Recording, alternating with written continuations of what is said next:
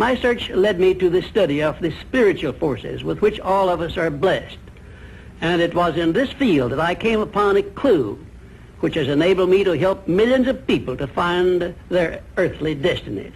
I want to describe my discovery in the simplest terms possible, because it will reveal to you why it is true that whatever the mind can conceive and believe, the mind can achieve, regardless of how many times you may have failed in the past or how lofty your aims and hopes may be.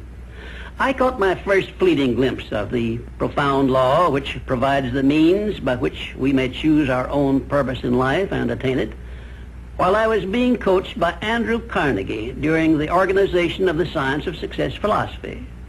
I had just finished telling Mr. Carnegie that I feared he had chosen the wrong person to give the world the first practical philosophy of personal success because of my youth, my lack of education, and my lack of finances. Well, at this point, Mr. Carnegie delivered a lecture that I shall never forget, because it changed my entire life and paved the way for my helping to change the lives of millions of people, some of them not yet born. Let me call your attention to a great power which is under your control, said Mr. Carnegie, a power which is greater than poverty, greater than the lack of education, greater than all of your fears and superstitions combined. It is the power to take possession of your own mind and direct it to whatever ends you may desire. This profound power, Mr. Carnegie continued, is the gift of the Creator, and it must have been considered the greatest of all of his gifts to man, because it is the only thing over which man has the complete and unchallengeable right of control and direction. When you speak of your poverty and lack of education, Mr. Carnegie explained, you are simply directing your mind power to attract these undesirable circumstances, because it is true that whatever your mind feeds upon, your mind attracts to you. Now you see why it is important that you recognize that all success begins with definiteness of purpose, with a clear picture in your mind of precisely what you want from life. Then Mr. Carnegie continued his speech with a description of a great universal truth which made such an impact upon my mind that I began then and there to give myself a new outlook on life and set up for myself a goal so far above my previous achievements that it shocked my friends and relatives when they heard about it. Everyone, said Mr. Carnegie, comes to the earth plane blessed with the privilege of controlling his mind power and directing it to whatever ends he may choose. But, he continued, everyone brings over with him at birth the equivalent of 2 sealed envelopes, one of which is clearly labeled, the riches you may enjoy if you take possession of your own mind and direct it to ends of your own choice. And the other is labeled, the penalties you must pay if you neglect to take possession of your mind and direct it. And now let me reveal to you, said Mr. Carnegie, the contents of those 2 sealed envelopes. In the one labeled riches is this list of blessings. 1, sound health. 2, peace of mind. 3, a labor of love of your own choice. 4, freedom from fear and worry. 5, a positive mental attitude. 6, material riches of your own choice and quantity. In the sealed envelope labeled penalties, Mr. Carnegie continued, is this list of the prices one must pay for neglecting to take possession of his own mind. 1, ill health. 2, fear and worry. 3, indecision and doubt. 4, frustration and discouragement throughout life. 5, poverty and want. 6, and a whole flock of evils consisting of envy, greed, jealousy, anger, hatred, and superstition. Now, my mission in life is to help you and everyone who needs my help to open up and use the contents of the sealed envelope labeled riches.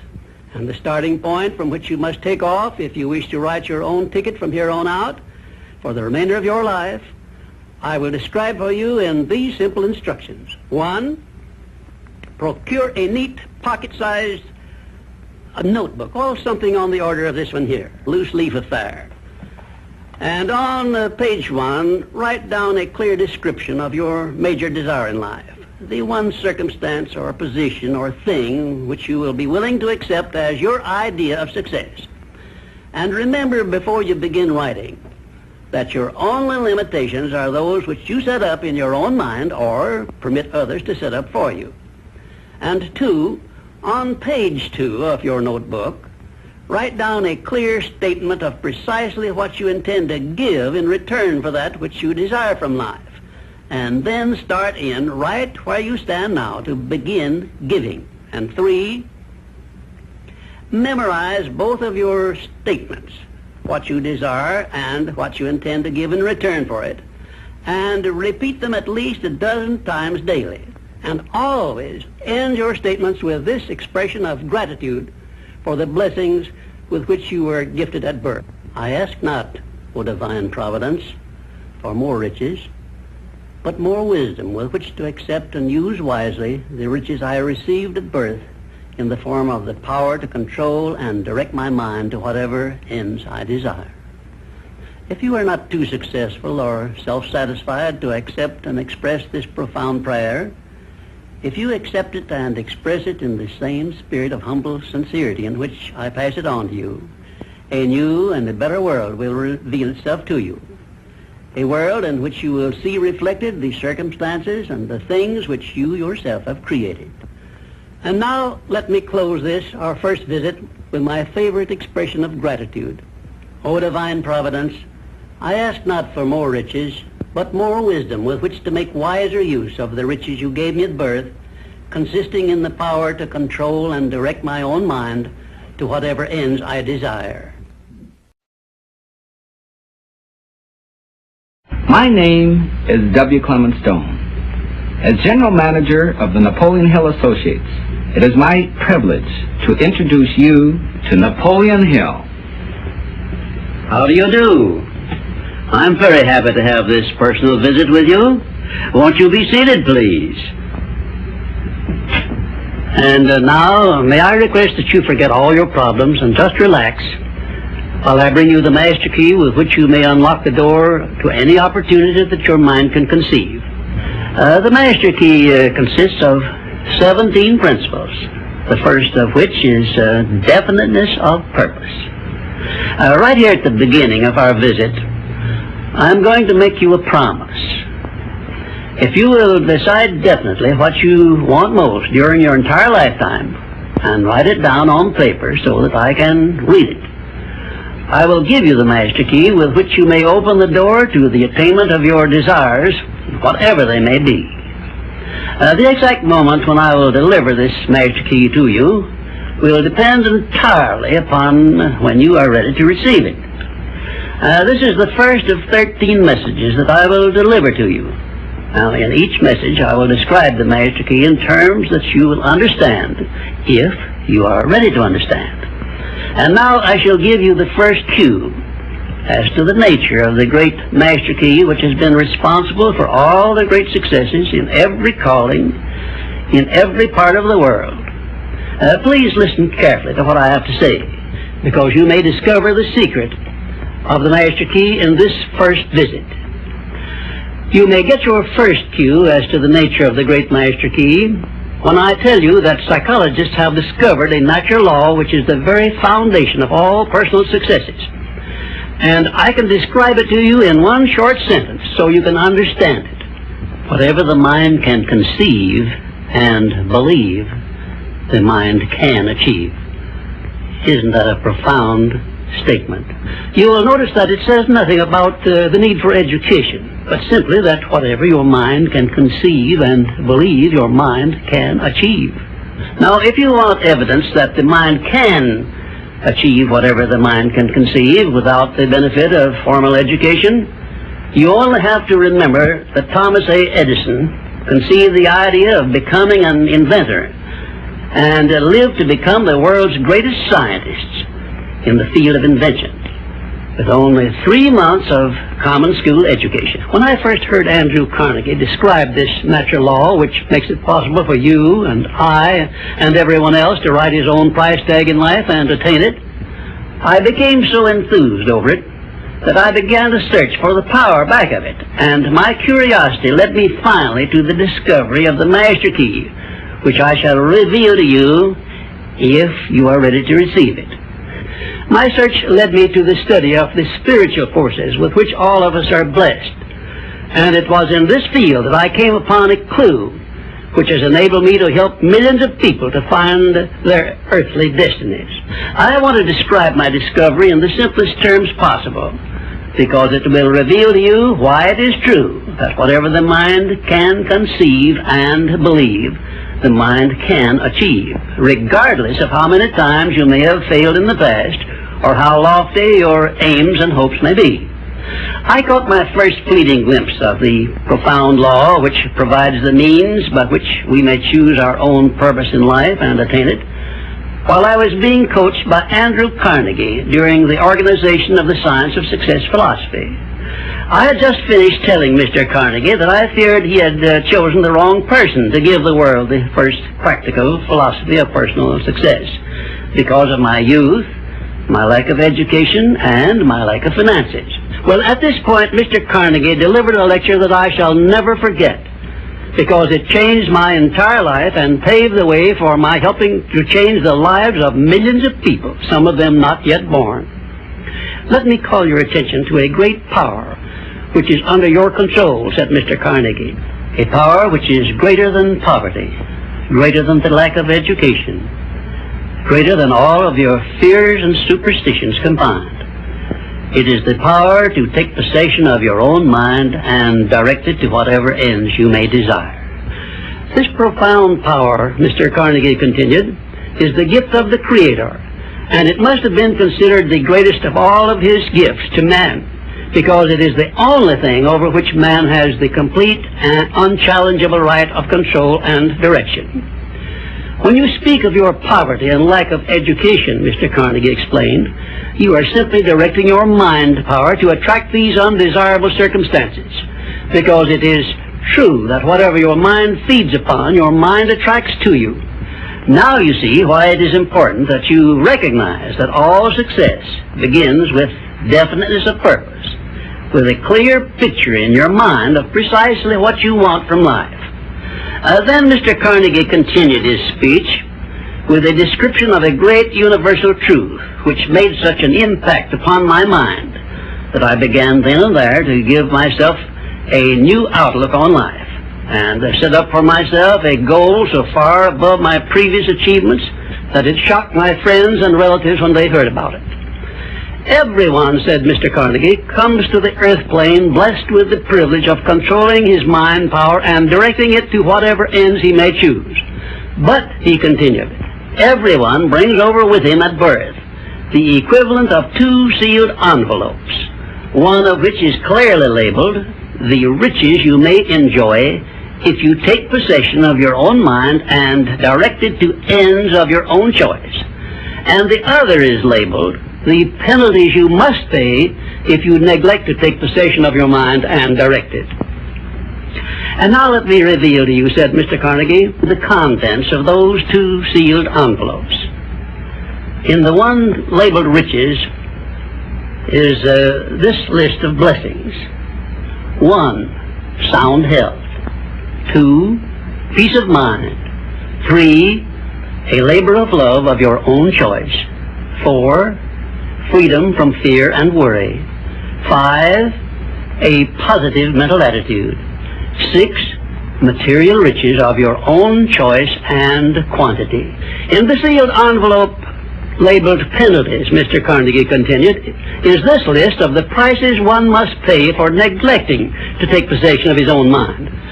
1, ill health. 2, fear and worry. 3, indecision and doubt. 4, frustration and discouragement throughout life. 5, poverty and want. 6, and a whole flock of evils consisting of envy, greed, jealousy, anger, hatred, and superstition. Now, my mission in life is to help you and everyone who needs my help to open up and use the contents of the sealed envelope labeled riches. And the starting point from which you must take off if you wish to write your own ticket from here on out for the remainder of your life, I will describe for you in these simple instructions. 1, procure a neat pocket-sized notebook, or something on the order of this one here, loose leaf affair. And on page 1, write down a clear description of your major desire in life, the one circumstance or position or thing which you will be willing to accept as your idea of success. And remember before you begin writing that your only limitations are those which you set up in your own mind or permit others to set up for you. And 2, on page 2 of your notebook, write down a clear statement of precisely what you intend to give in return for that which you desire from life. And then start in right where you stand now to begin giving. And 3, memorize both of your statements, what you desire and what you intend to give in return for it. And repeat them at least a dozen times daily. And always end your statements with this expression of gratitude for the blessings with which you were gifted at birth. I ask not, O divine providence, for more riches, but more wisdom with which to accept and use wisely the riches I received at birth in the form of the power to control and direct my mind to whatever ends I desire. If you are not too successful or self-satisfied to accept and express this profound prayer, if you accept it and express it in the same spirit of humble sincerity in which I pass it on to you, a new and a better world will reveal itself to you. A world in which you will see reflected the circumstances and the things which you yourself have created. In my next visit, I will give you a description of the second principle of success, through the application of which you may make use of the education and experience of other people and get the necessary help you may need in attaining your definite major purpose in life. And now let me close this, our first visit, with my favorite expression of gratitude. O divine providence, I ask not for more riches, but more wisdom with which to make wiser use of the riches you gave me at birth, consisting in the power to control and direct my own mind to whatever ends I desire.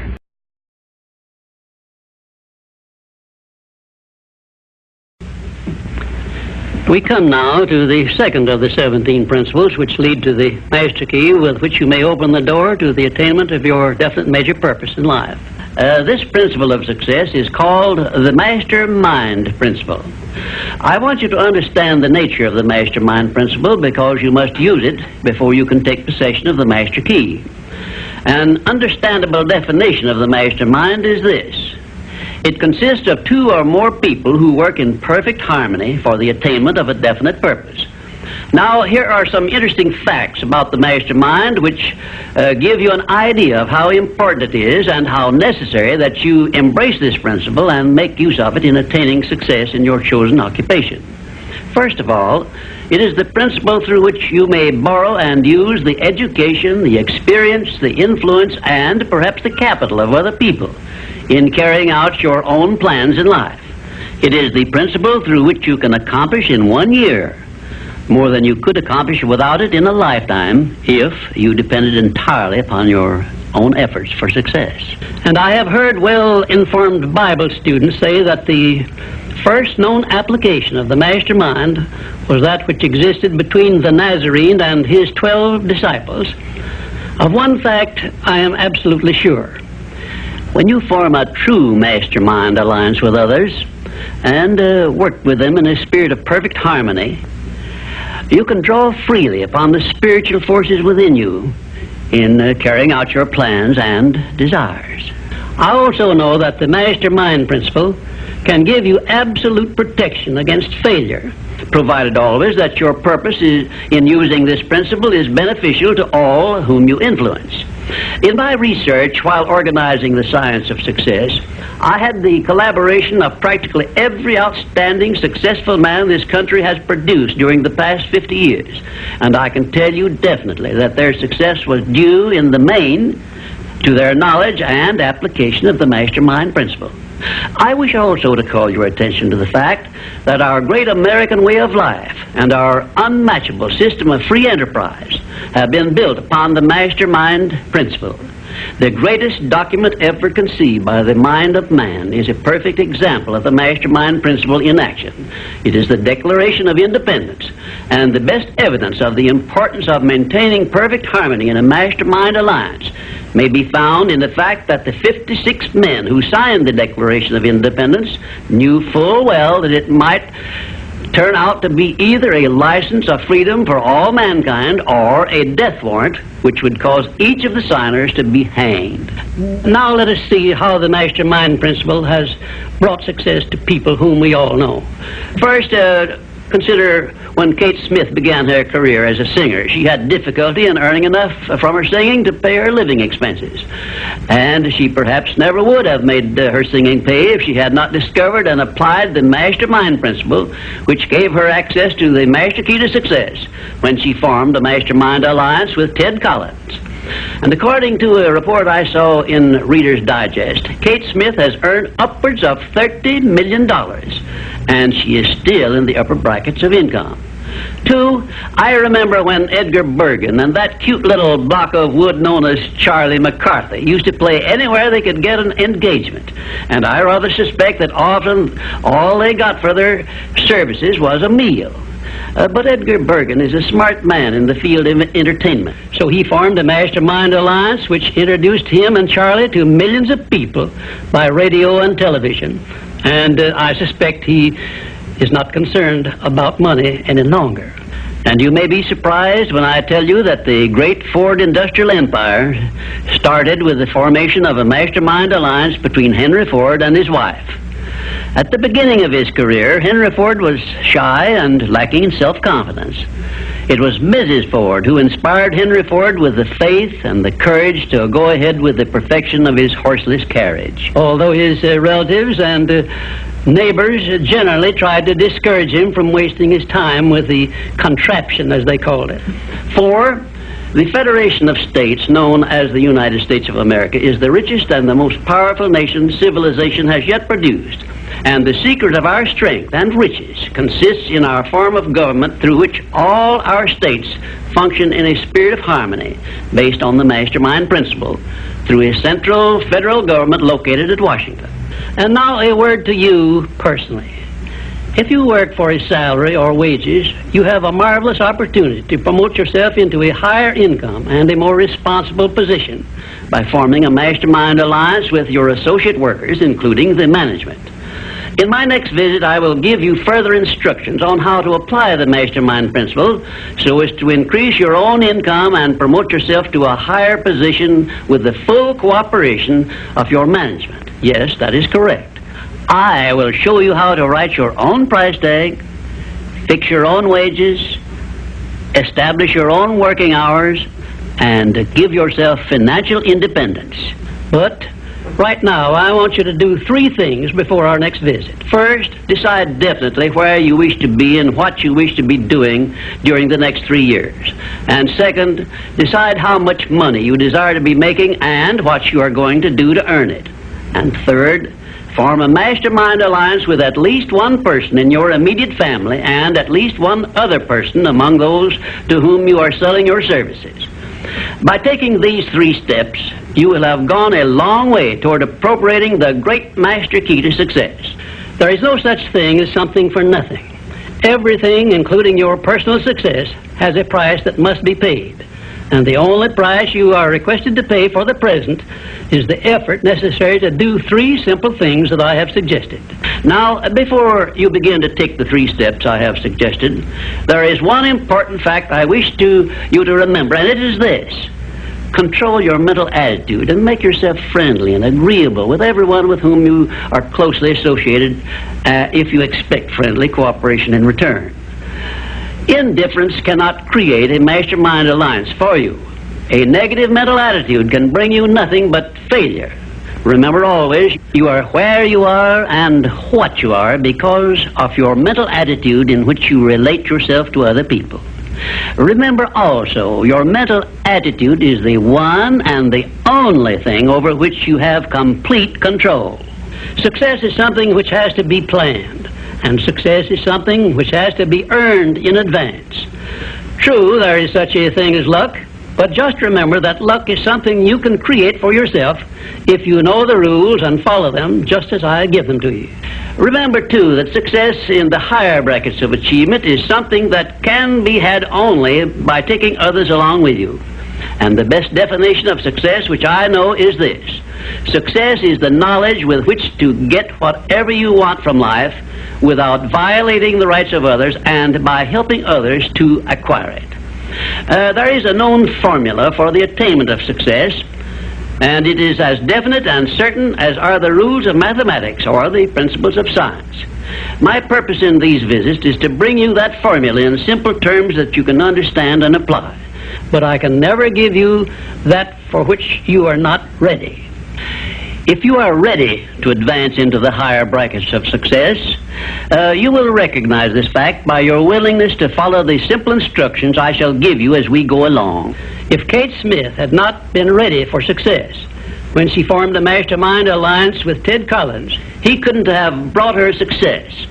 This thing called success is a very profound and interesting thing because the line of demarcation between success and failure is so slight that it is often hard to tell where one ends and the other begins. For example, in my association with the late Henry Ford, I recognized that he had thousands of people working for him who had much more education than he, more magnetic personalities, more ability to make friends, and a much better chance of succeeding than Mr. Ford had when he was working for wages. But Mr. Ford had one simple quality the others who worked for him did not possess. The same quality I will clearly describe for you in my future visits with you. Meanwhile, I would be interested in knowing if you can describe this one simple quality Henry Ford possessed, which made him the greatest industrialist this nation has ever produced. In my next visit, I will give you a definite clue as to the success quality which helped Henry Ford spread his influence throughout the world and make himself richer than Croesus, despite the fact that he had only a meager common school education. Until then, please be of good cheer, will you? And just remember that your only real limitation is the one you accept and set up in your own mind. Well, this, our third visit, brings us to the success principle which has marked the turning point of every person who has promoted himself or herself from the lower brackets of success to the higher planes of achievement where one acquires everything he desires. This principle is called the habit of going the extra mile, which means the habit of rendering more service and better service than one is expected to render, and doing it in a positive mental attitude. I'm going to tell you all I know about this magic principle of self-advancement because it is the one rule you must follow if you expect to write your own price tag and to be sure of getting it. Let me describe this success principle for you in a brief formula which you can easily remember. I call it the QQMA formula, which means the quality of service you render plus the quantity of service you render plus the mental attitude in which you render service determines the space you occupy in your chosen calling and the compensation you get from your services. If you will examine carefully the people whom you know to be unusually successful, you will discover that they follow the QQMA formula, although they may do so unconsciously. Now, I wish to give you a big advantage over those who follow this formula unconsciously. I wish to show you how to make use of it deliberately with purpose of forethought, so you may make the principle pay off in a big way and do it quickly. Now I shall tell you some of the benefits you will enjoy by following the habit of going the extra mile. 1, this habit will bring you to the favorable attention of those who can and will provide you with opportunities to promote yourself into a better circumstance. 2, it will place back of you that great natural law of increasing returns through which the service you render will bring back greater than average compensations. And 3, following this habit will make you indispensable in your chosen occupation or calling. Therefore, it will place you in a position to write your own ticket. And 4, This habit will help you to excel in your line of work, because each time you render service, you endeavor to do a better job than you did previously. And 5, if you work for a salary or wages, this habit will give you preference when work is slack and others are laid off. And 6, it will help you to benefit by the law of contrast, because the others around you will not be going the first mile, let alone the second mile. And 7, following this habit of doing your very best in all of your efforts and doing it in a pleasing mental attitude will improve your personality and make you liked by others. And 8, it will also help you to develop a keen, alert imagination, because you will be continuously seeking new and better ways of rendering useful service. 9, it will inspire you to move on your own personal initiative instead of waiting to be told what to do, a habit which is the first step in leadership in all callings. The habit of going the extra mile definitely develops greater self-reliance and gives one more courage to move ahead without the fear of criticism from others. And here is one thing it does, which, if it benefited you in no other way, would justify you in adopting it. It helps you to master the destructive habit of procrastination, the one habit which heads the list of causes of failure. 12, going the extra mile influences other people to respect your integrity and inspires them to go out of their way to cooperate with you in a friendly spirit. And 13, the habit helps you to develop definiteness of purpose, which is the starting point of all personal success. And it stops you from drifting through life without knowing what you want or where you are going. And number 14, and here is the grand payoff which this habit gives you. It provides you with the one and only excuse for asking for a promotion to a better station in life or a higher pay. Obviously, if you are doing no more than you are being paid for, then you are receiving pay for all to which you are entitled. And you have not a single excuse for asking for more pay or a better position. You understand this point and appreciate its significance, do you not?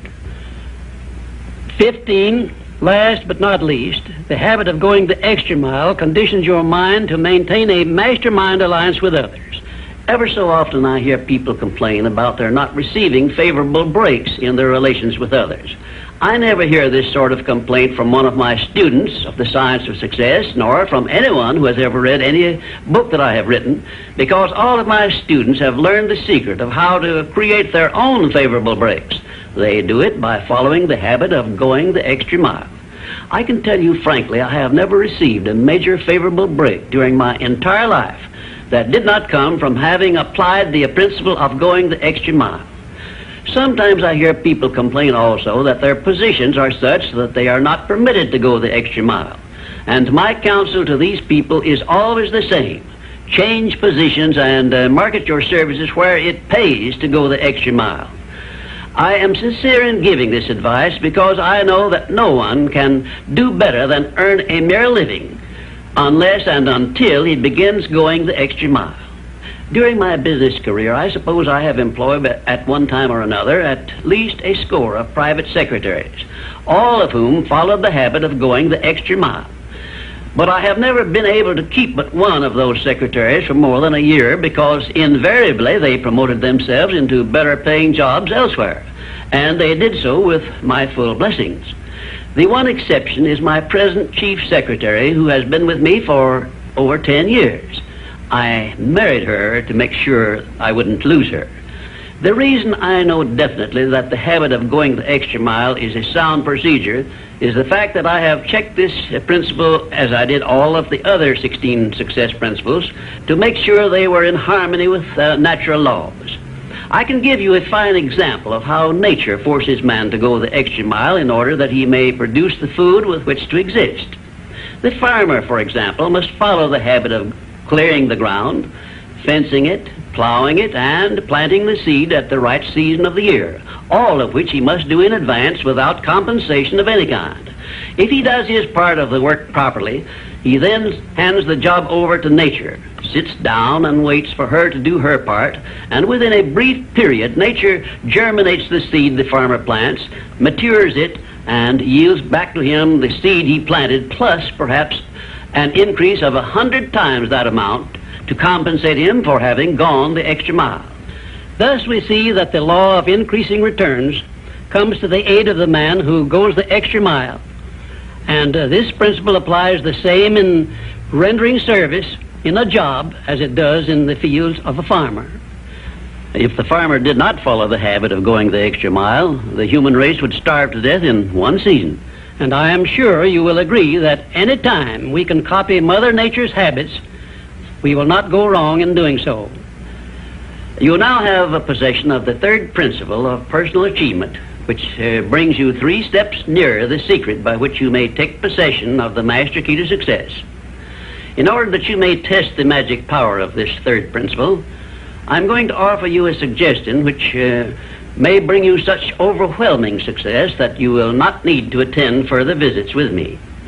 My suggestion is this. First, start tomorrow in whatever occupation you are engaged to render some form of useful service to someone near you which you are not expected to render and for which you neither expect nor ask for compensation. And 2, render this service in a pleasing mental attitude which will show clearly that you enjoy doing it. And 3, follow this practice 7 days in succession, and then notice what a changed atmosphere you will enjoy in your association with those nearest you. In carrying out these instructions, do not make known your plan to anyone, but go ahead and do it in the most natural way possible. And by the end of the 7th day, you will find yourself so much happier and so much better liked by those around you that you will never desire to give up the habit. Then you will be within easy reach of the supreme secret of success, which comes through the master key to success. In my 4th visit with you, I will give you a very definite clue as to the means by which you may appropriate and use the great master key. And in this same clue, I will introduce you to the source of a form of power which does not recognize the word impossible and helps you to transmute all failures and defeats and all adversities into assets of great benefit to you. And now, until our next visit, may I remind you that if you believe it, you can do it. We come now to the 4th visit, where I shall introduce you to your greatest asset. And with this introduction, the master key to success will be within your easy reach. I say this is your greatest asset because it is the 4th of the 17 success principles with which you may tap and draw upon the supreme power which created you and runs this entire universe. The name of this principle is applied faith. And I want you to remember it is not something I am bringing to you, but it is something you already possess, although you may not have made use of it in the past.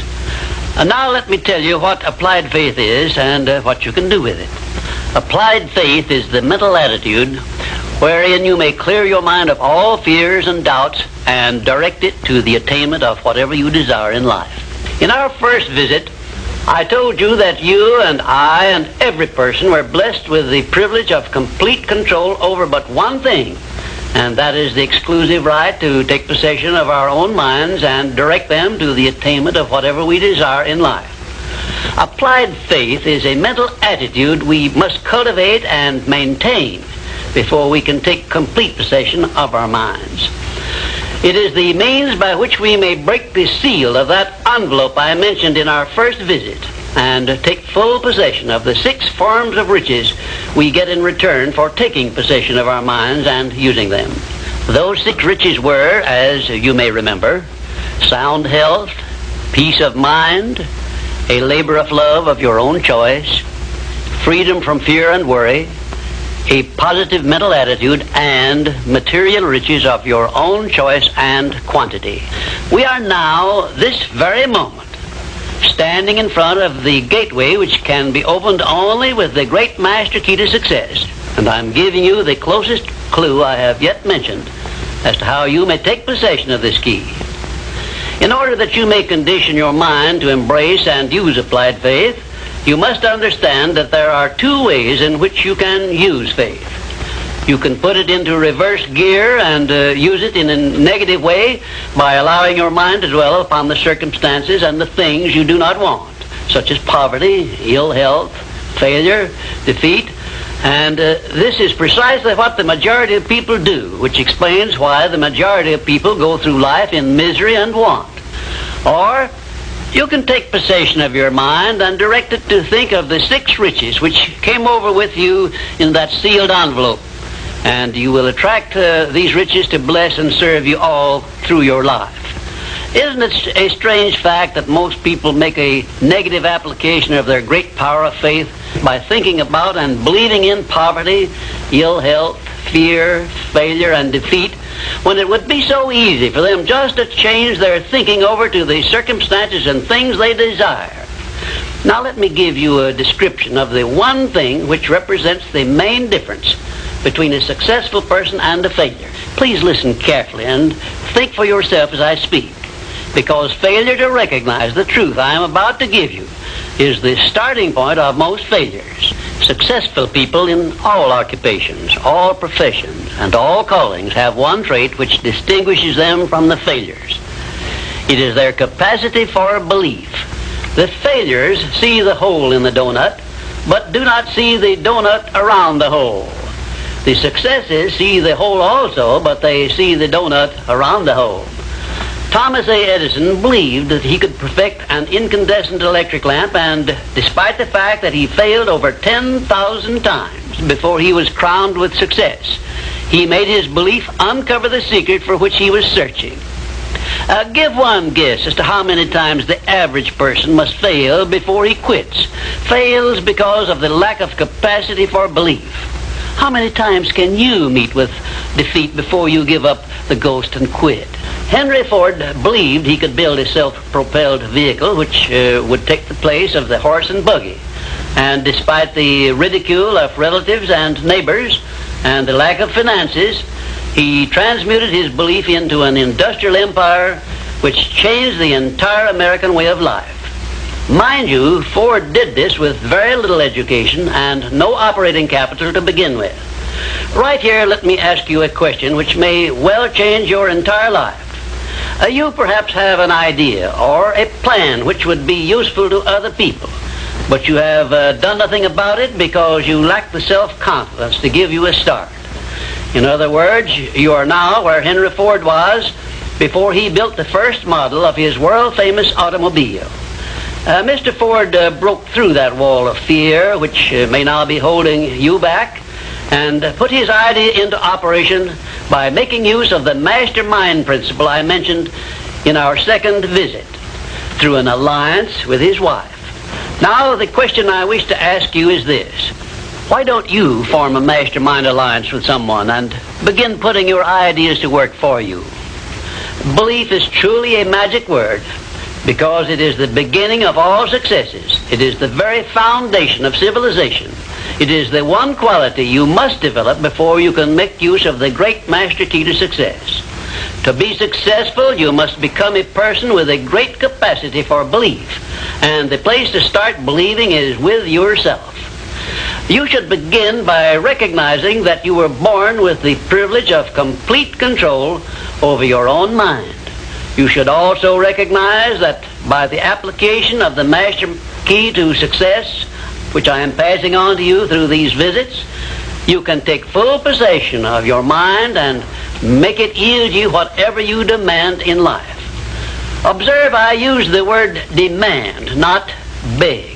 The Creator never intended for you to beg for anything. If He had, He would not have blessed you with full control over your own mind. If your life is not what you want it to be, you can change it. As a matter of fact, you can do anything within reason that you desire to do if you embrace the principle of applied faith and keep it directed to the attainment of the things you want and off the things you do not want. I should know what I'm talking about because I was handicapped at birth by the 4 horsemen which keep most people in bondage all the days of their lives: poverty, fear, illiteracy, and superstition.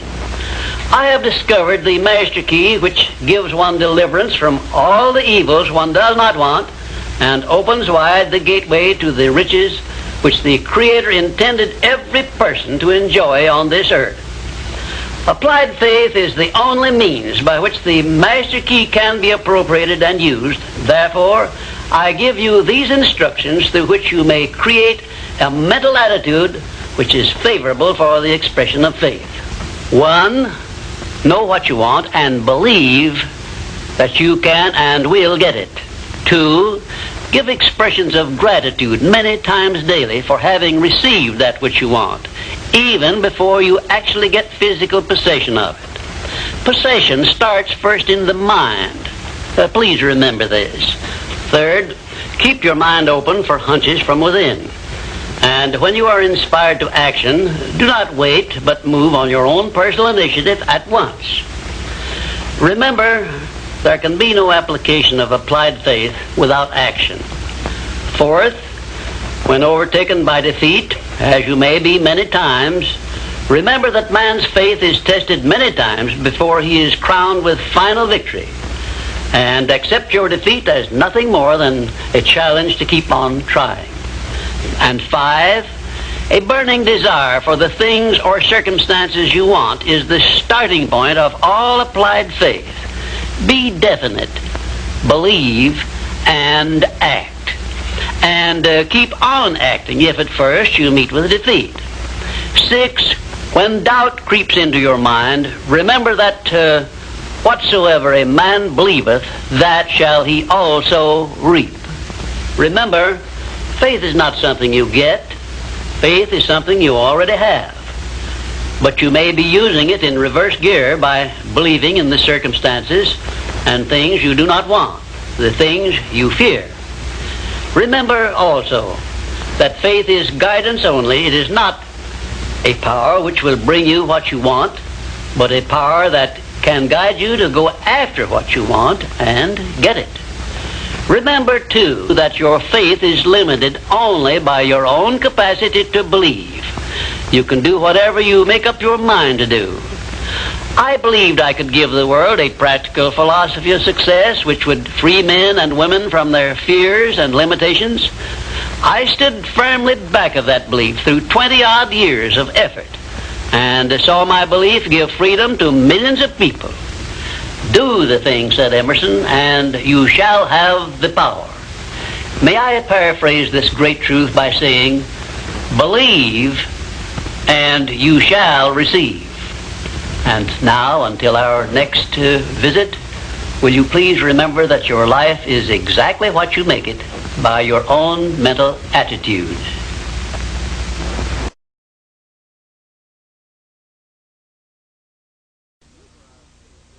I'm happy to be with you for our 5th visit, and our subject is a pleasing personality. Your personality determines whether people are attracted to you or shy away from you. It is the show window in which you display your character to the world, and it is the one thing which distinguishes you from all other human beings. It is your trademark by which people recognize you, and it is the thing which determines your success or failure in selling yourself through life. Therefore, you should see your personality just as others see it, so you may improve it where it needs improvement. Your personality consists of more than 30 different factors, traits, and characteristics. Because of the limit of time I can devote to this visit with you, I can mention only the more important of your traits of personality. But before I begin to describe these traits, I want you to know that every trait which goes into your personality is under your control, and you can improve it so it will be whatever you want it to be. Let us start with the most important trait of your personality, your mental attitude. This is the trait with which you attract people to you and cause them to like you, or repel them and cause them to dislike you. Your mental attitude must be positive if you attract people to you. How do other people know whether your mental attitude is positive or negative, you may ask? Well, the answer is easy. First of all, other people tune in and pick up your mental attitude by telepathy without your saying a word or making a move. But there are other ways they can tell whether your mental attitude is negative or positive. You disclose this information by the tone of your voice, whether it is pleasant or harsh, by the expression on your face, whether it is soft and pleasing or harsh and scowling, by the courtesy and consideration you show other people, or the lack of these. So you see, there is no escape from revealing to others the exact nature of your personality. The next most important trait of your personality consists of your flexibility of your mental attitude, or your lack of it. If you have flexibility, you adjust yourself to all the circumstances in your relations with others without losing your composure or allowing yourself to become irritable or angry. Just remember, if you have flexibility of your mental attitude, it will be impossible for anyone to make you angry or to irritate you without your consent or cooperation. Now, this is worth knowing, isn't it? You cannot control the actions of other people which might justify you in becoming irritated by them, but you can control your reaction to all such circumstances by exercising your trait of flexibility.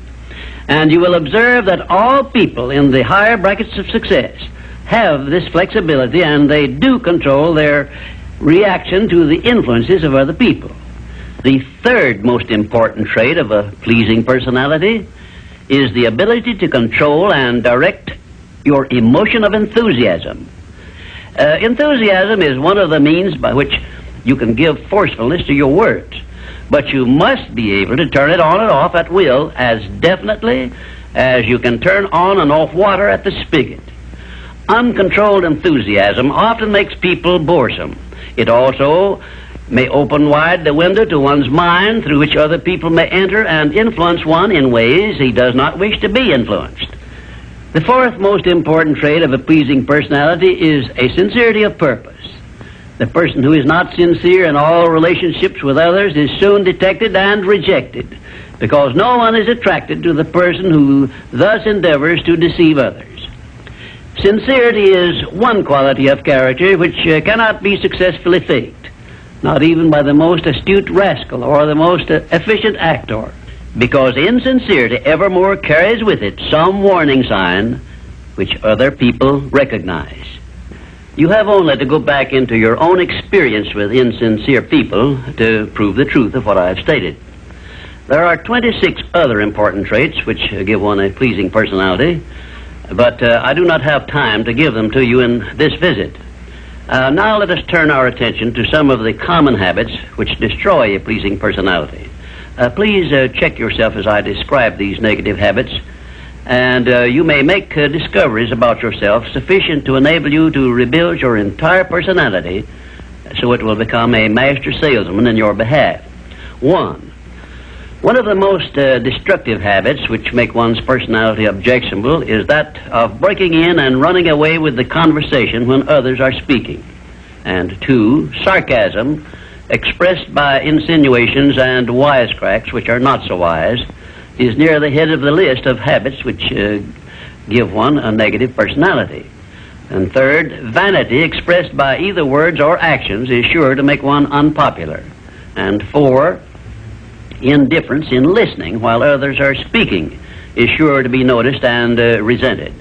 It is more profitable to be a good listener than it is to be a good talker, because one is always apt to learn something while listening to others, but never learns anything from hearing himself talk. 5, the attempt to flatter where flattery is obviously not deserved will bring quick resentment from others. Also, it will put them on notice, if they are wise, that the flatterer wants something he perhaps should not get. And 6, the habit of finding fault with the world at large and people in general is never a popular habit, and it is no part of a pleasing personality. It is far better to direct conversation to the circumstances and things which are right than to complain of those which one believes to be wrong. And 7, one of the very worst habits which destroy a pleasing personality is that of openly and directly challenging those with whom one may not agree, where there is no obvious reason for doing so, except the desire to be on the opposite side. And 8, the habit of volunteering unsolicited advice to others who have not requested it can make one an intolerable bore. Free advice usually is considered to be worth just what it costs, which is nothing but the patience with which to listen to it. And 9, the habit of speaking of one's physical ailments Worries and personal problems may be tolerated by others, but this habit will never make one welcome or pleasing. If you wish to make yourself welcome in your relations with others, manage to talk about things which interest and concern those to whom you are speaking. You will never be boresome to the person to whom you are speaking of himself and the things which interest him, a truth which all master salesmen understand and respect. And 10, the habit of endeavoring to convey an impression of superiority through the use of words and topics unfamiliar to others is a surefire destroyer of popularity. If you wish to sell yourself to others successfully, you must negotiate with them on their own level through terms which they understand. And 11, envy of those who are successful is a trait which destroys a pleasing personality. The truly great men and women have all been known to be generous, sympathetic, and joyous in connection with the good fortunes of others. And 12, slovenliness in body, posture, and in clothing never attracts but always repels others. Clothes make not the man, as has been said, but they surely give him a mighty good start if they are appropriate and properly worn. Carelessness in body carriage and posture is immediately traceable to a negative mental attitude. If you are free from these 12 common habits which make one unpopular, you probably have a very pleasing personality. There are 5 other negative habits which make one unpopular, which I have not had the time to mention. Remember this, please. If you are not liked by other people, you may be sure there is a reason which you can detect and correct. It is unnatural for one person to dislike another without a cause. Before you can make full use of the master key to success, you will need to make your personality pleasing. This will require courage on your part and honesty with yourself. A pleasing personality stands near the head of the list of assets which make one truly rich.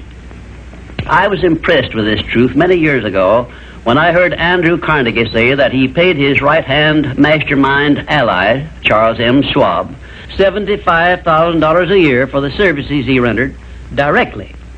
But he often gave Mr. Schwab a bonus at the end of the year of $1 million for the influence he exerted on his associate workers because of his pleasing personality.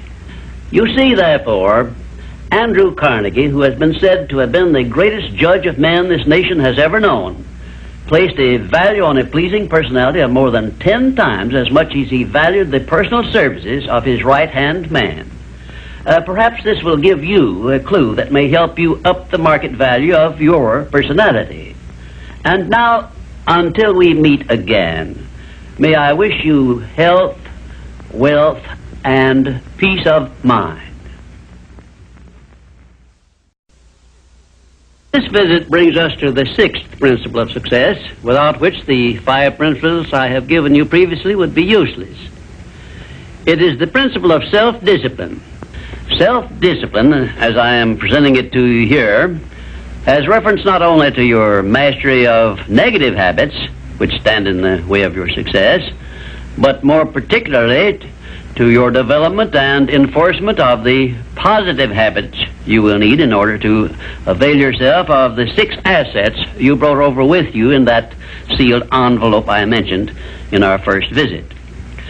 Now let me give you a list of the more important things over which you will have to exercise self-discipline before you can embrace and use the great master key to riches. 1, you will have to gain mastery over your tongue by acquiring the habit of thinking first and then speaking after you are sure that what you say will benefit you and not injure others. A loose tongue often is one's greatest liability. 2, you will have to exercise self-discipline in mastering the common tendency to strike back at those at whom you have a cause, real or imaginary, for a grievance. You must remember that everything you do to or for another, you do to or for yourself, because your every thought and every act which benefits or injures another person comes back to you in kind, greatly multiplied. So, if you feel that you must slander another person, do not speak it, but write it. Write it in the sands near the water's edge, then move away from it until the tides have flown. 3, You will have to exercise self-discipline over all of your emotions, particularly your emotions of love, hate, fear, and sex. These are the big four of your emotions, and they can make you or break you according to the extent of discipline you exercise over them. 4.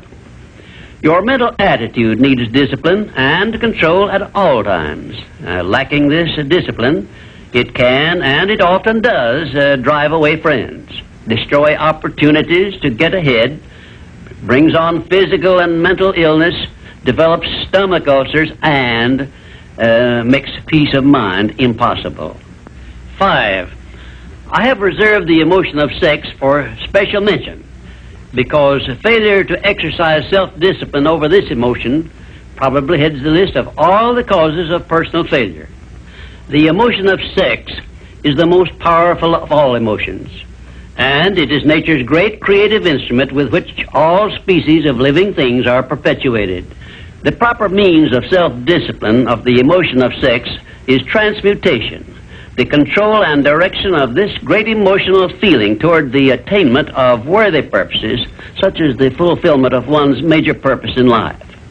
The great leaders, artists, orators, industrialists, and professional people have learned the art of sex transmutation through the proper system of self-discipline.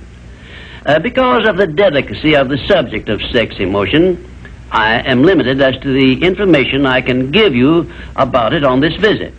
But I have covered the subject much more in detail in some of my books. And 6, your stomach also needs discipline through the proper habits of dieting and fasting. Because information on dieting and fasting should come from your own doctor. I will not go into details concerning them, except to call your attention to the need for knowledge on this subject. Personally, I attribute my sound physical health mainly to the habits of dieting and fasting, which I have developed through the years. And 7, you will need to exercise self-discipline in relation to religion and politics, because our country, which is the most acceptable form of society civilization has yet produced, is made up of people of varying beliefs in connection with both of these subjects. To be happy and prosperous in our country, we must learn to live and to let live, to give others the privileges we ask and demand for ourselves. And this often calls for strict discipline over self. 8, but I have reserved until the last my reference to the most important circumstances over which you must exercise the strictest of self-discipline if you are to embrace and use the great master key to riches. I have reference to your profound privilege of taking possession of your own mind and directing it to whatever ends you may desire. You cannot take possession of your own mind or direct it to definite ends without a practical system. I have devoted the better portion of my past life to the revelation and presentation of such a system. And I know that this system works because it has been successfully used by many millions of people throughout the world. The system is not only practical and workable, but it is so simple that anyone who is ready for it may master it and use it successfully. Its use does not call for a genius nor a great amount of formal education. It calls only for a will to take possession of one's own mind and a definite purpose to which the mind is to be directed. Self-discipline by Thomas A. Edison made him the world's greatest inventor, who revealed to mankind during the first half of the 20th century more of nature's secrets than had been uncovered during the entire previous history of civilization. Self-discipline carried Wilbur and Orville Wright through a multitude of failures and enabled them finally to give the world its first practical airplane, an achievement which has made the world smaller and changed the entire trend of civilization. Self-discipline helped Helen Keller to triumph over deafness, blindness, and dumbness, a combination of afflictions such as most people never experience. Self-discipline helped me to carry on through years of heart-aching discouragement and defeat, and give the world the first practical philosophy of success based on the know-how gained by hundreds of men and women who spent a lifetime by the trial and error method in discovery of the principles which lead to personal success. Self-discipline is among the top-ranking features of all the great religions, including, of course, the Christian faith. And there are some people who believe that our major purpose on earth is that of developing wisdom through struggle and self-discipline. One thing is certain: no one ever becomes very wise without the aid of self-discipline, and no one ever finds peace of mind and happiness without the strict exercise of self-discipline. Self-discipline is the only means of transmuting sorrow into faith. It is the only means by which we may transmute hatred of others into the milder emotion of sympathy for them. It is the only means by which we may reveal and profit by the seed of an equivalent benefit which comes with every adversity and every defeat. It is the only means by which we may shut out of our minds the deadly effects of past experiences of suffering and unpleasantness. And it is the means by which we may discover that other self we carry around with us, that self which has great capacity for belief and does not become influenced by failure and defeat. Self-discipline can give us freedom from the fear of death, the most difficult to master of all of our fears. It can free us from the disease of hypochondria, the fear of imaginary illness with which so many people suffer and sometimes die. Self-discipline is the means by which we may think our own thoughts, live our own lives as we wish to live them, and remain forever free from the evils of fears and limitations which we have inherited from the dark ages before the dawn of civilization. The Creator never gives one an asset or benefit without passing along with it the means by which it may be embraced and used. Self-discipline, therefore, is the means by which the Creator provided us with a method of embracing and using the only thing over which we have unchallengeable control, the power of our own thoughts. And now, until our next visit, may I remind you that the habit of taking the line of least resistance makes all rivers and some men crooked. Well, this brings us to the seventh visit, and I hope to hand you the master key to success before I finish, because my subject will lead you so near to the master key that you will be apt to recognize it. As I have suggested in previous visits, a positive mental attitude can clear away all obstacles which stand between you and your major purpose in life. Because of the importance of the subject of our visit, I shall not only tell you that a positive mental attitude heads the entire list of the 12 great riches in life, but I am going to give you explicit instructions as to what you must do to keep your mind positive. In all the success books I have written, I have never suggested to my readers what they should do without clearly telling them how to do it. Are you ready? If you are ready, this visit may bring the most important change in your life you have ever experienced. 1. Learn to adjust yourself to other people's state of mind and difficulties so as to get along peacefully with them and to refrain from taking notice of trivial circumstances in your relations with other people by refusing to allow them to become controversial incidents. Great people always avoid small incidents of controversy when possible. 2. Establish for yourself a definite fixed system of conditioning your mind at the beginning of each day so you will keep it positive under all circumstances. 3. Learn the art of selling yourself to other people by indirection, such as asking leading questions which will bring out the sort of reactions from others which you desire. And do not permit yourself to be drawn into argument over unimportant subjects. 4. Adopt the habit of having a good hearty laugh every time you become irritated or angry, and it will help you if you begin each day with 1 minute of hearty laughing. This will change the chemistry of your brain and start you out with a positive mental attitude. However, you had better get out of sight when you take your laughing exercise.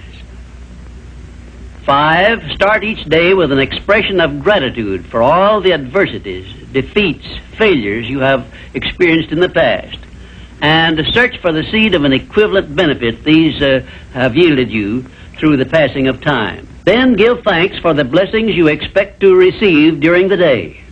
6, learn to concentrate your attention on the can-do portion of all of your problems and desires, and start action where you stand in carrying out this portion. No matter what may be your problem or your desire, there is always something you can do right now that will help you. Find out what this something is and do it. 7, learn to transmute all unpleasant circumstances into immediate action which calls for a positive mental attitude, and make this a fixed habit. For example, when you are angry, switch your mind to some sort of action in connection with your hobby or your major purpose in life, and keep it busy with that subject for 5 minutes. 8, recognize that every circumstance which influences your life, whether it is a pleasant or unpleasant circumstance, is grist for your mill of life, and so use it to make it pay you dividends in one form or another, remembering meanwhile that your strength grows out of your struggles. Follow this instruction, and you will soon learn that there is no such thing as an unprofitable experience. 9, look upon your life as a continuous process of education, of learning from all your experiences, good and bad, and be always on the alert for gains of wisdom which come to you a little at a time in both your pleasant and unpleasant experiences. 10, make the world over to fit your own pattern if you choose, but begin with yourself in some sort of self-improvement which will make you more open-minded, patient, and generous in your relations with others. 11, express gratitude twice daily for your recognition of the fact that you have been given complete control over your own mind, and ask for guidance in order that you may use this profound gift wisely in all your thoughts and acts. 12, go out of your way daily to comment enthusiastically on the good qualities of those with whom you live and work, but do not mention their negative qualities. Then observe with benefit to yourself how quickly others will begin to concentrate on your good qualities. Remember, I'm still talking about how to keep your mind positive. And 13, accept all criticism of yourself as an occasion for self-examination to determine how much of it is justified, and you will be sure to make startling discoveries about yourself which will help you to the remainder of your life. 14, do not accept from life or anyone else anything you do not desire. And remember that Mahatma Gandhi proved himself to be more powerful than the great British military forces by this simple method of passive resistance. 15, remember always that there are 2 kinds of circumstances which cause you to worry. Those you can do something about, and those you can do nothing about. Nothing, that is, except to use passive resistance and refuse to permit them to worry you. 16, keep your mind eternally engaged in thinking of that which you desire most, your major purpose in life, so no time will be left for you to waste on thinking of that which you do not want. And let me digress here while I tell you we are now rubbing elbows with the great master key of success this very moment. And 17, if you should ever be so unfortunate as to feel sorry for yourself, look around until you find someone who is worse off than yourself, and start where you stand to give him help. Make this procedure a habit, and you will witness one of the great miracles of life, because that which you do to or for another, you do to or for yourself. And 18, choose some person whom you consider to be the sort of person you would like to be. Then go to work and emulate that person in every way possible. Great people have always been hero worshippers, but they pick the right sort of people to emulate. 19, cultivate your tone of voice so that your words have a pleasing musical sound. And remember that the sound of your voice is an open window through which other people look into your very soul. It will be a profitable investment if you will get a tape recording machine and record samples of your voice daily while you practice the art of expressing yourself through a friendly sounding voice. If you are engaged in selling, this practice will quickly pay off in monetary dividends. 20. Last, but by no means the least, write out this sentence and paste it in a prominent place where you work and on a mirror where you see yourself in your home. Whatever the mind can conceive and believe, the mind can achieve. Remember also that you are the only person who can provide you with a positive mental attitude. What are you going to do about it? On your answer to this question rests your entire future. Frank Betcher, the author of How I Raised Myself from Failure to Success in Selling, listed enthusiasm as the first of his 13 success objectives, and his enthusiasm became one of his most powerful assets as he learned to use the great self-motivator to be enthusiastic, act enthusiastic. As the eminent teacher and psychologist William James has so conclusively proved, the emotions are not immediately subject to reason, but they are always immediately subject to action. We can achieve nothing important until we have enthusiasm. Now, Dr. Hill will explain how you can develop a feeling of enthusiasm for all that you do. Our 8th visit brings us to the subject of enthusiasm, which may be likened to steam in a boiler, which, when it is controlled and turned on, starts the wheels of machinery into action. Someone has said that knowledge is power.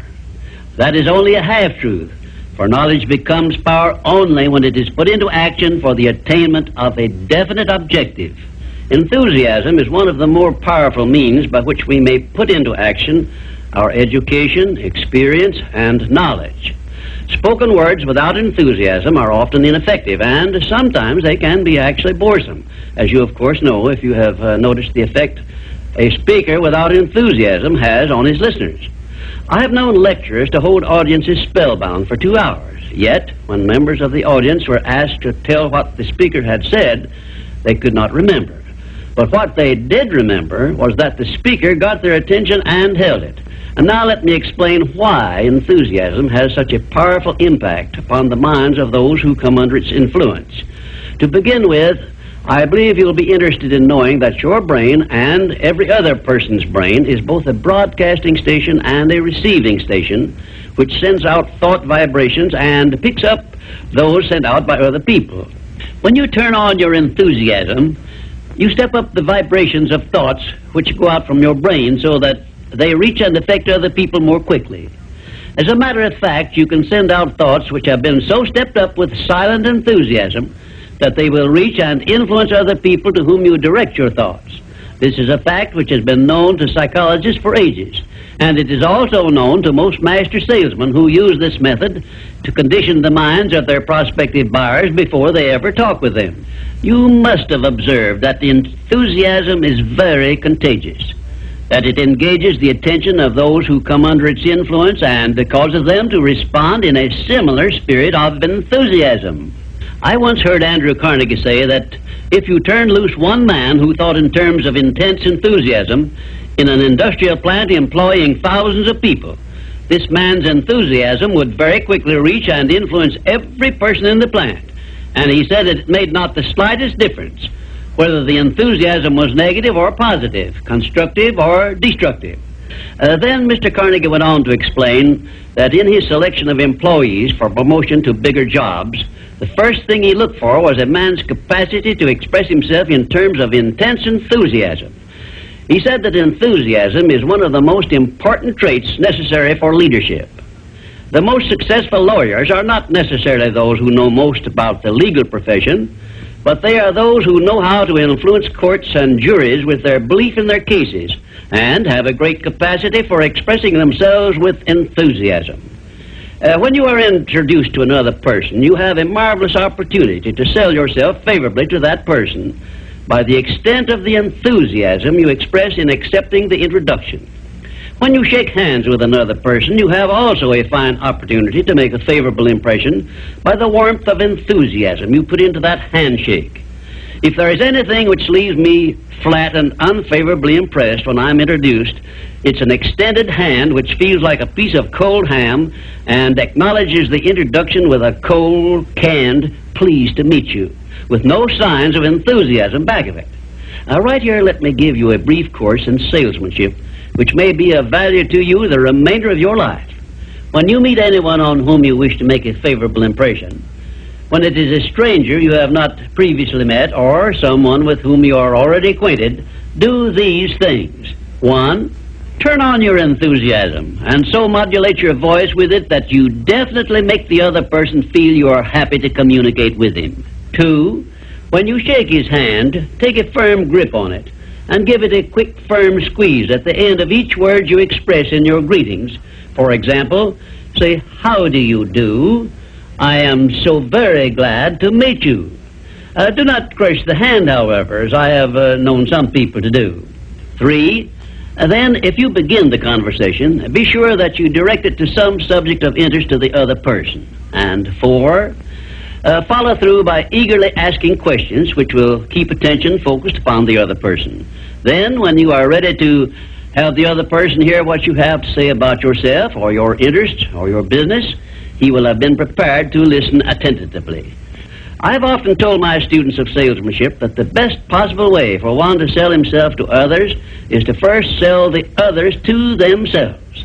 That counsel was sound when I began training salesmen over 30 years ago, and it is still sound. When I was a youngster in school, I discovered that the teachers from whom I learned most were those who expressed the greatest enthusiasm in their teaching.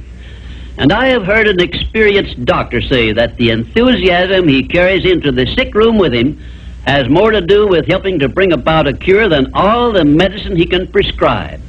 Enthusiasm is an expression of a positive mental attitude, and it has long been known to doctors that a positive mental attitude stands high on the list of influences which give one sound health. I have heard it said, for example, that only one thing causes stomach ulcers, and that is worry or a negative mental attitude. And only one thing can cure stomach ulcers, and that is a positive mental attitude.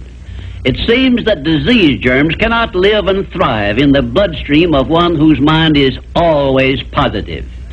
I have still another very important observation concerning the power of enthusiasm, which I wish to give you. I have observed that prayers expressed with intense enthusiasm bring much quicker and more satisfactory results. Now, you can try this for yourself and be convinced. I began experimenting with this idea many years ago, and from my experiences, I gathered the information which caused me to change my method of prayer entirely. I now use the prayer I recommended to you on previous visits, with the gratifying results that I get quicker and more favorable action from my prayers than I did when I expressed them in a spirit which lacked enthusiasm. I suggest that a very practical way to begin learning to express yourself with enthusiasm will be to follow the habit of reading aloud for 10 minutes daily, putting all the enthusiasm at your command into your reading. You will be surprised in a short while at how much this will help you in speaking with enthusiasm in your ordinary conversations.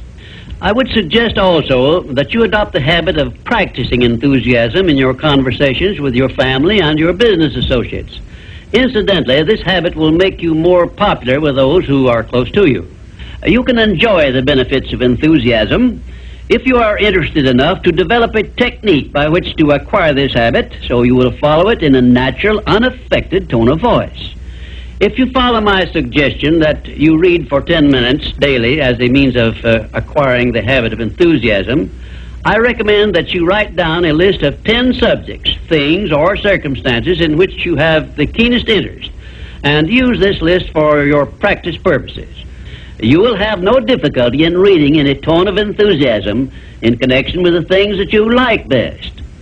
And finally, if you have not already picked up some useful ideas as to how the habit of enthusiasm can be developed, or what causes one to be enthusiastic, let me give you an example which may provide you with an interesting cue.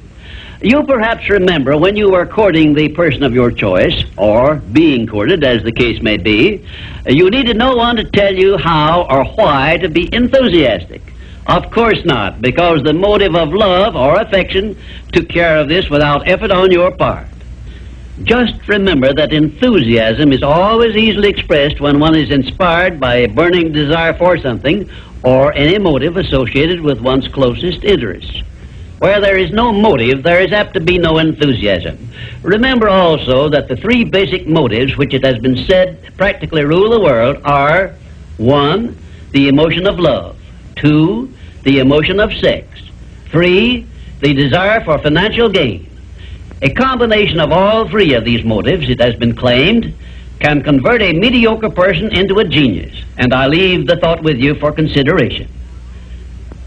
And now, until our next visit, I ask that you try the habit of moving with enthusiasm in all of your daily work and see how much better you will feel. We come now to the 9th visit, where we shall analyze the 9th principle of success, which is personal initiative.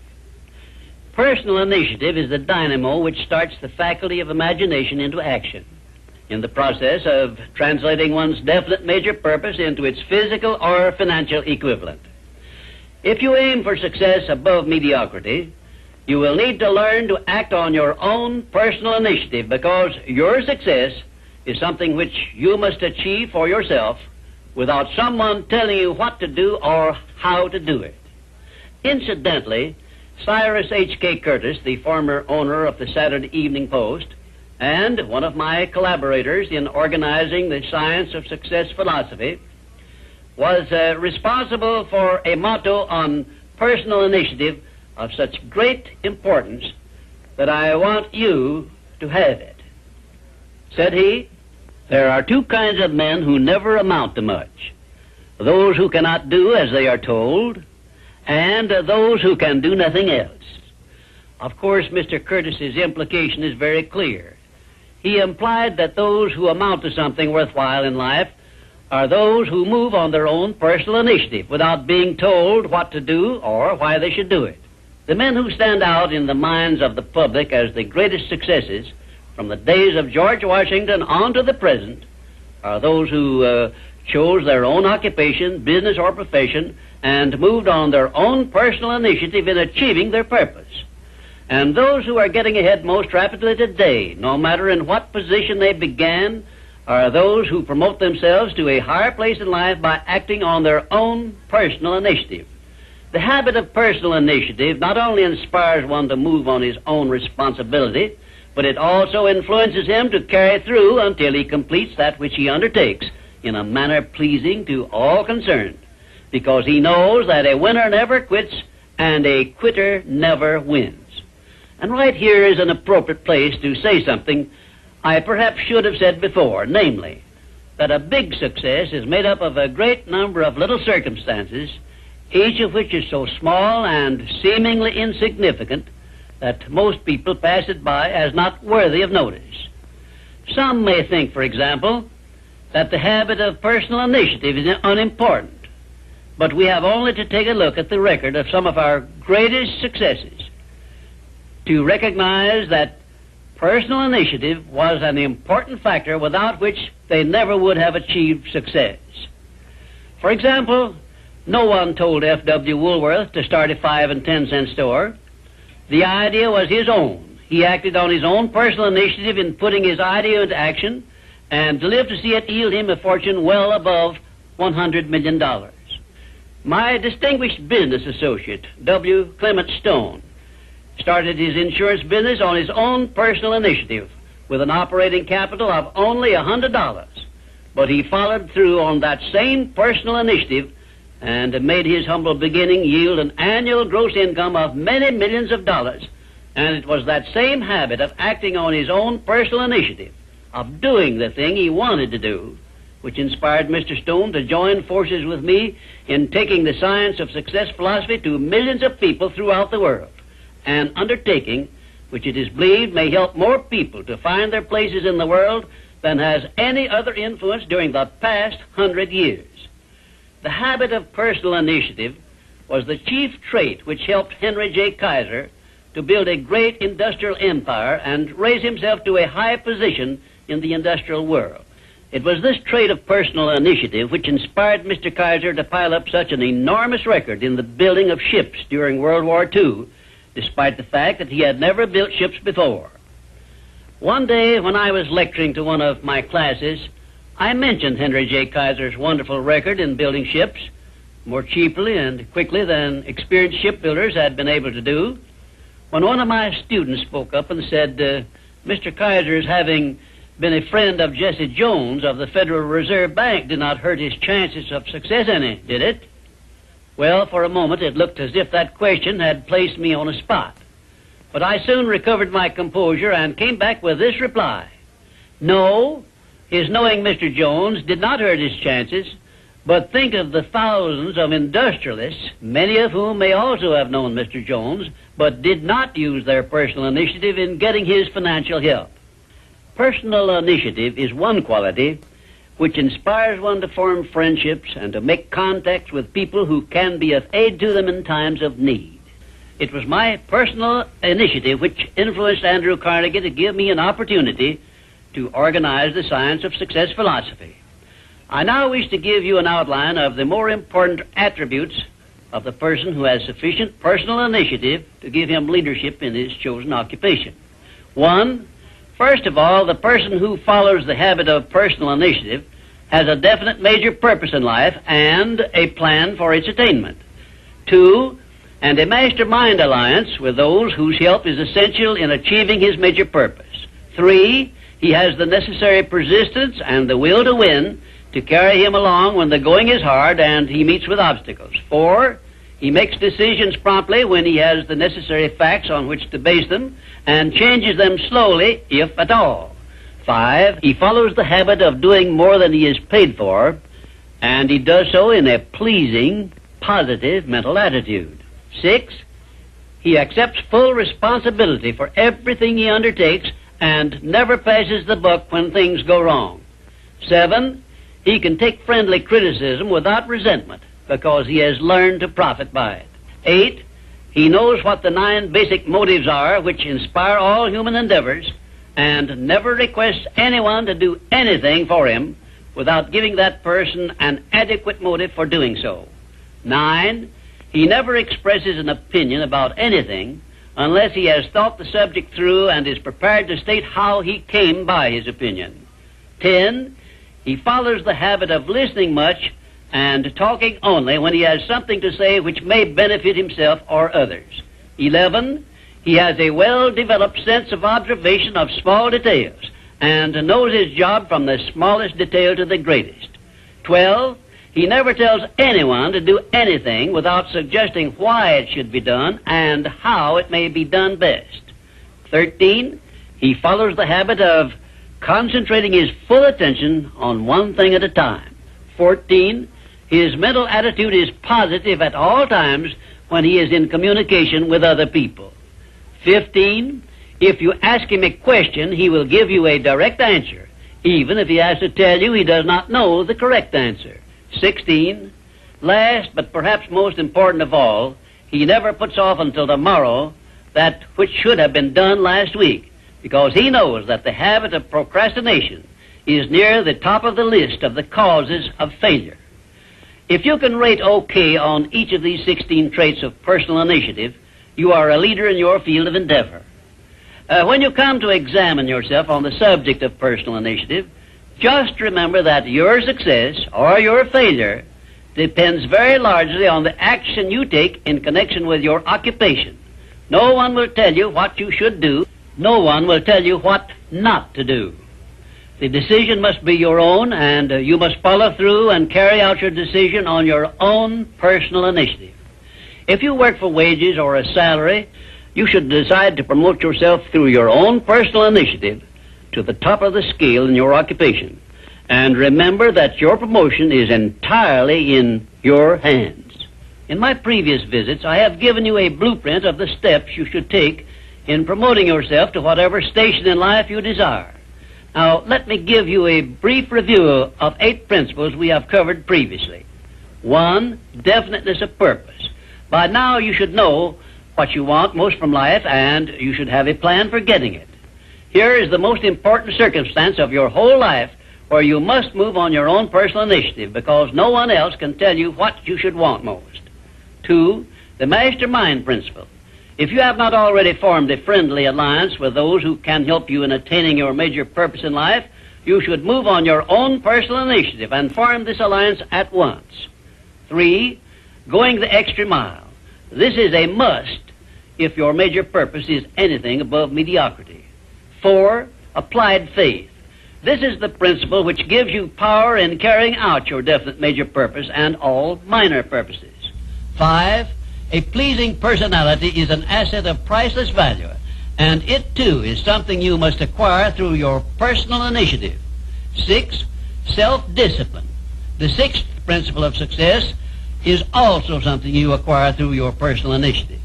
7, a positive mental attitude, which is the most important of the 12 great riches of life, is also the product of your own personal initiative. 8, enthusiasm is a state of mind which only you can generate through your personal initiative. You see, therefore, that personal initiative enters into every one of the success principles. And now, until our next visit, may I remind you that there are 2 types of people who never amount to anything. Those who will not do what they are told, and those who will do nothing else. Our 10th visit brings us to one of the strangest of the 17 principles of success, because it is the principle which makes it possible for you to convert into an asset every adversity, every disappointment, every defeat, and every failure you meet with from now on the remainder of your life. Yes, the principle of learning from adversity makes it possible for you to transmute all your past failures and mistakes into an asset which will help you achieve outstanding success in the future. At the very outset of this visit, I wish to call your attention to an important fact which may give you immediate possession of the great master key to success, namely, that your positive mental attitude is the only means by which you may convert adversities, defeats, and failures into assets.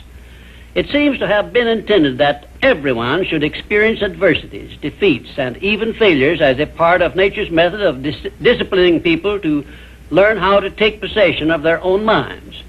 But the Creator very wisely provided everyone with the means for converting these experiences into benefits of a priceless value, the means being our privilege of maintaining and directing a positive mental attitude. Despite the benefits which we may get from adversities and unpleasant experiences of every nature, no one desires to meet with these experiences. Once you learn that adversities can be made to pay dividends, you will acquire the habit of looking for that seed of an equivalent benefit in each such experience with which you meet. My first illustration concerns a man of whom you may have heard, and I have no doubt you have eaten some of the food which he produced and marketed throughout the nation as a result of an adversity which would have stopped most men cold.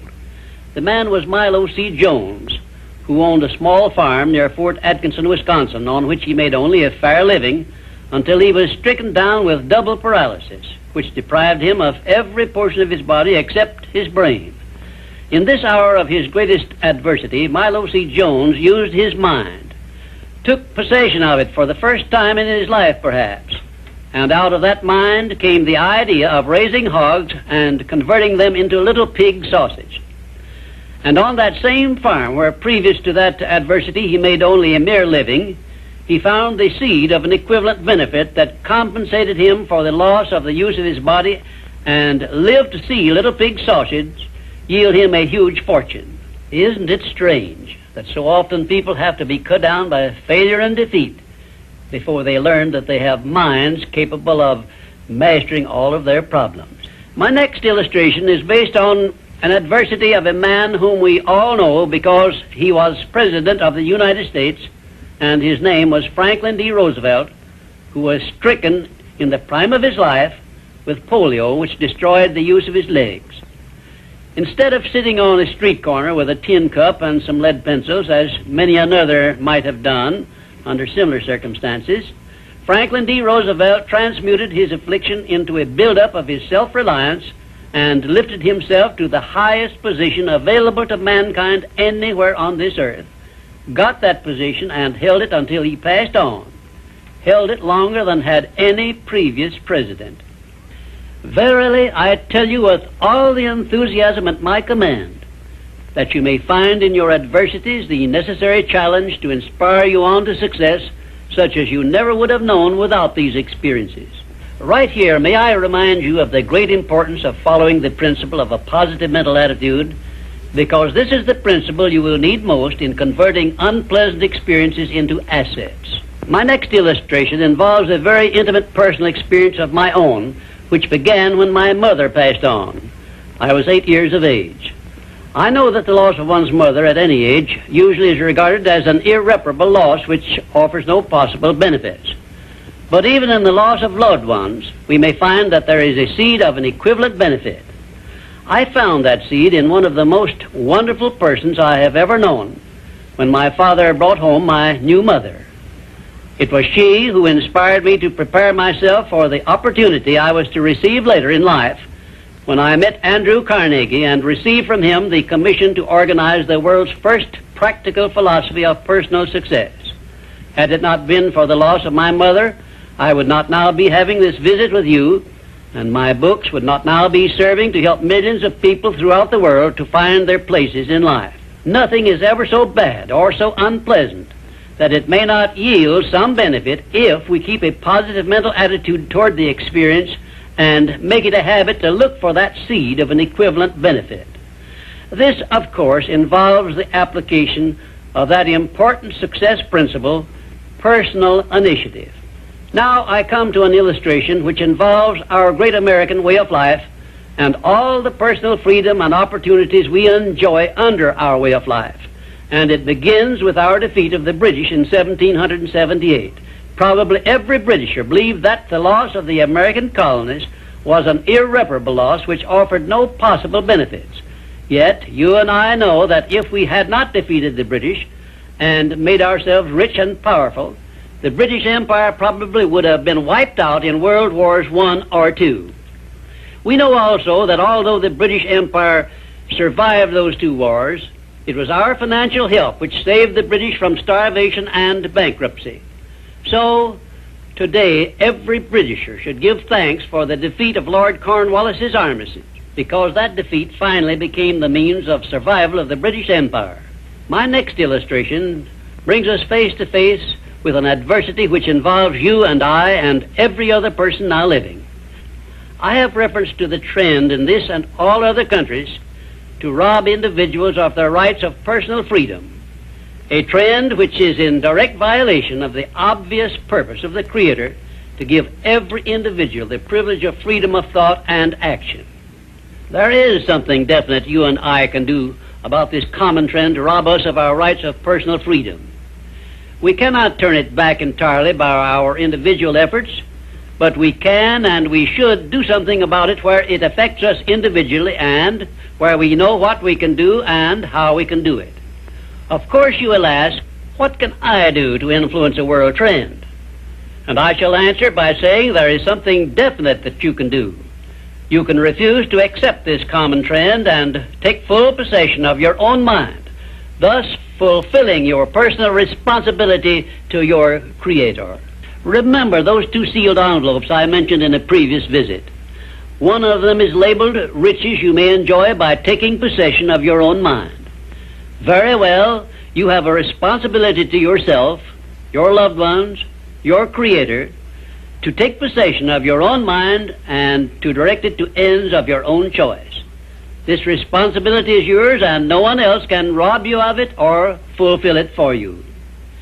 You also have a responsibility to your country, which has given you our great American way of life. Our great system of free enterprise, which is so designed as to provide one with every possible motive for taking possession of his own mind and writing his own ticket in life. It is definitely a part of the overall plan of the universe to give man the benefit only of those blessings he recognizes, embraces, and uses constructively. Tie your arm to your side and take it out of use, and nature rebels immediately by causing the arm to atrophy, wither, and become useless. Neglect to keep in contact with your friends and cultivate them, and you lose them. Show indifference to the patrons from whom you earn your living, or the employer who pays your wages, and very soon you find yourself without a market for your services. It is an inevitable law of nature that you lose that which you do not use. And of course, this applies to the use of your own mind, the same as to everything else.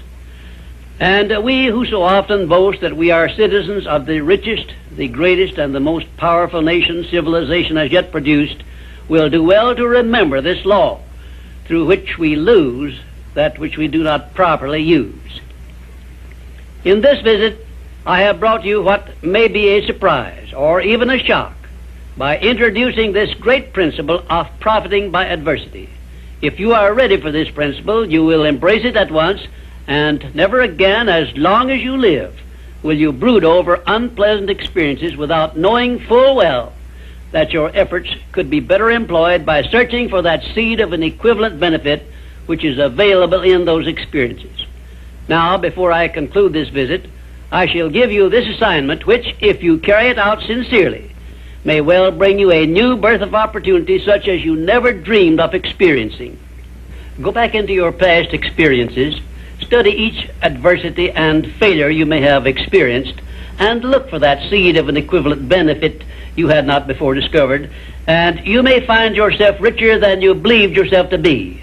And now, until our next visit, just remember, nothing can be called failure until you accept it as such.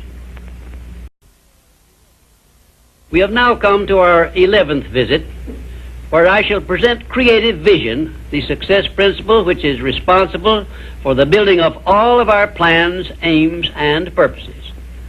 It has been said that the imagination is the workshop wherein we fashion the purposes of our brain and the ideals of our soul. I do not know of a better definition of imagination than this. There are two forms of imagination. First, there is synthetic imagination, which consists of organizing and putting together of recognized ideas, concepts, and facts arranged in a new combination.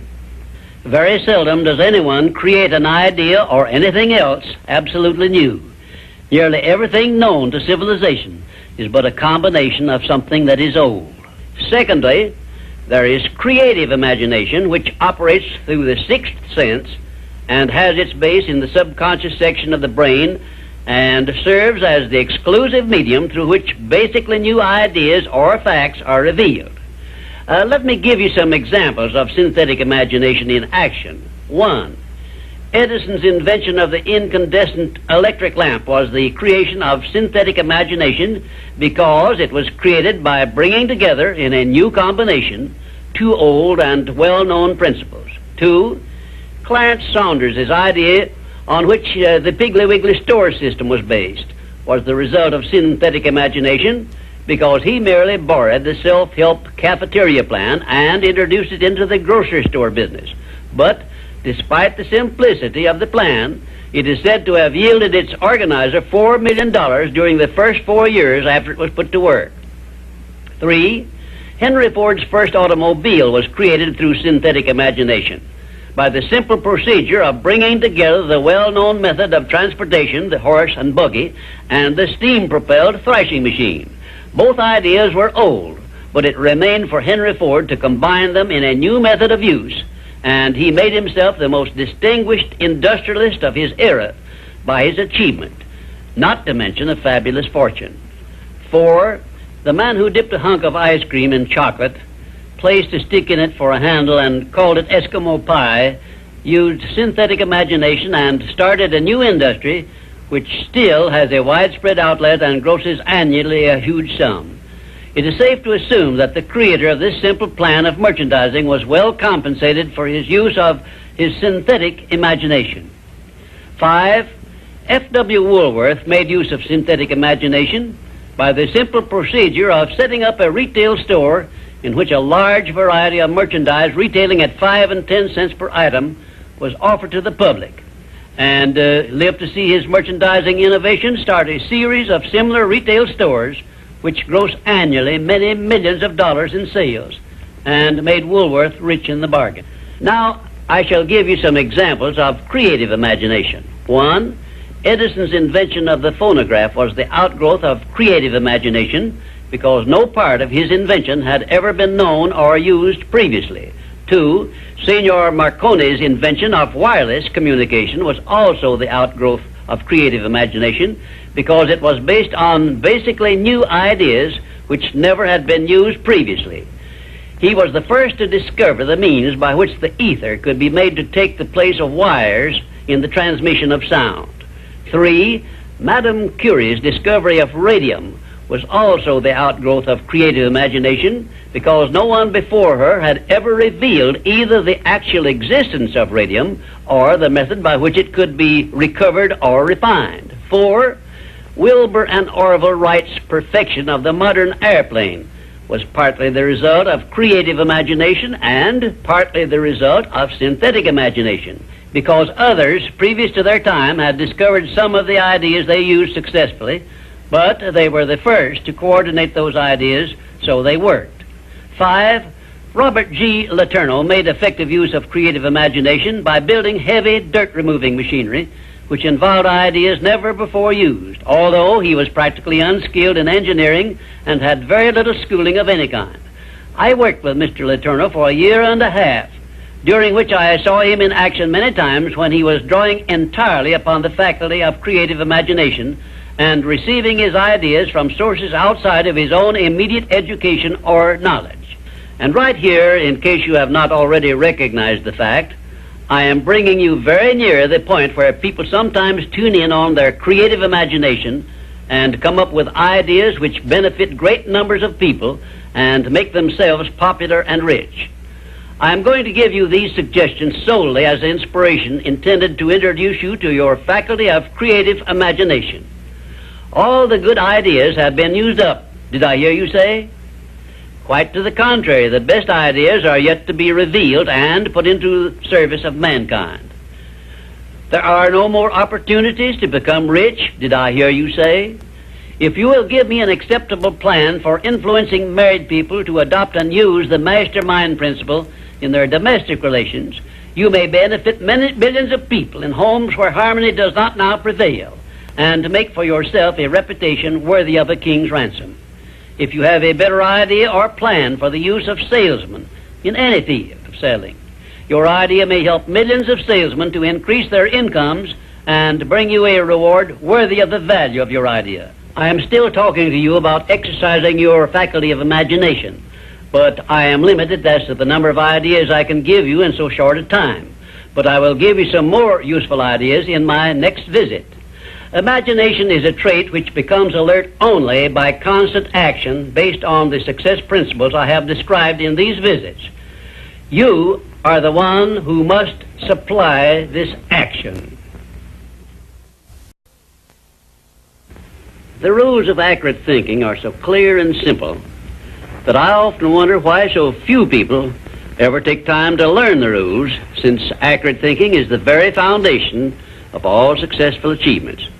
In this visit, I shall give you a working description of the rules of accurate thinking, which all successful people follow. First of all, accurate thinking is based on two simple fundamentals. They are called inductive reasoning and deductive reasoning. Inductive reasoning is used when the necessary facts on which to base your thinking are not available. In this case, you act on hypotheses, or what you assume the facts to be. Deductive reasoning is used when you have the facts or what appear to be the facts on which to base your thinking. The next step in accurate thinking is to separate facts from fiction, or hearsay evidence, and determine whether you are dealing with hypotheses or real facts. When you are sure you have dependable facts on which to base your thinking, you take the second step by separating these facts into two classes. One is important facts, and the other is unimportant facts. When you do this, you may be surprised at the overwhelmingly greater number of unimportant facts you deal with daily than there are important facts. At this point, you are almost sure to want to ask the question, what is an important fact, and how can I distinguish it from an unimportant fact? And I shall give you the answer to this very important question by saying that an important fact is any fact which will aid you to any extent whatsoever in attaining the object of your major purpose in life. And all other facts, as far as you are concerned, are unimportant, and you should waste no time with them. After this visit is over, you can employ the next hour to a great benefit to yourself if you will set down on paper a list of all the facts you dealt with yesterday, separating them into two classes, important and unimportant. As a matter of fact, you will make a profound discovery regarding accurate thinking if you follow the habit of daily taking inventory of all the facts that claimed your attention during the day, putting them down on paper in two separate columns, one labeled important facts and the other labeled unimportant facts. Now let us turn our attention to the subject of opinions and see to what extent loose, unsound opinions are mistaken for accurate thinking. To start with, let us recognize the truth that most opinions are without value because they are based on bias, prejudice, intolerance, guesswork, hearsay evidence, and out-and-out ignorance. These are harsh words I'm using, and they represent the source of most of the tragedies of life which people meet with unnecessarily. And I would say that of all the tragedies which cause misery and failure, none is more merciless or destructive than those which grow out of the indifference of people who make no attempt to learn how to think accurately. I shall never forget an experience I had with President Woodrow Wilson while I was working for him during World War I. I asked the President what effect he believed World War I would have on civilization, and his reply was brief, but it was a masterpiece which you should remember as long as you live. "I cannot answer your question," said the President, "because I have no facts on which to base an opinion." If you will remember Woodrow Wilson's 15-word speech every time you are about to express an opinion about anything, the chances are that you will soon get out of the habit of expressing or even having opinions not based on something more substantial than biases, prejudices, and emotional feelings which often serve as fathers to facts. You will learn, if you observe carefully, that the more successful a person is, the less he is inclined to express wild, unjustified opinions about anything. Also, you must have observed already that the drifters who are suffering with frustrations because they recognize they are failures usually have an assortment of opinions on about everything you can imagine. When I hear someone expressing a definite opinion about something of which I have definite reason to believe he knows little or nothing, I think of an experience I had when I stopped a Quaker on the streets of Philadelphia and asked him the time of day. He took out his watch, examined it carefully, and then in a slow, emphatic tone of voice he said, "Well, sir, according to this alleged timepiece, it appears to be approximately 1 minute and 10 seconds past 12 o'clock. I was particularly impressed by the care with which this Quaker identified the source of his information which he was passing on to me, and I often thought afterward how beneficial it would be if all people who express opinions or give out information would take the time to identify the source from which they were able to speak. I cannot influence all people to engage in this sort of safe thinking, but I can suggest that you give it consideration in connection with this visit on the subject of accurate thinking. Now, I shall give you a simple rule which may help you avoid being misled by unsound opinions expressed by other people. When you hear someone make a statement which your reason cannot accept as being sound, or which you question or should, for safety's sake, question for any reason whatsoever, ask a simple forward question. How do you know? Then stand firm on that question and either force the speaker to identify the source from which he got the information he is endeavoring to pass on as facts, or reject the statement entirely as if it had not been made. And do this no matter who is speaking or what may be his reputation for truth and veracity. Remember, you are given as your richest birthright the privilege of controlling your own thoughts, Therefore, treat this divine gift with the profound respect to which it is entitled, and do not allow anyone to do your thinking for you, or to influence your thinking in any manner whatsoever, except by the rules of accurate thinking I am passing on to you.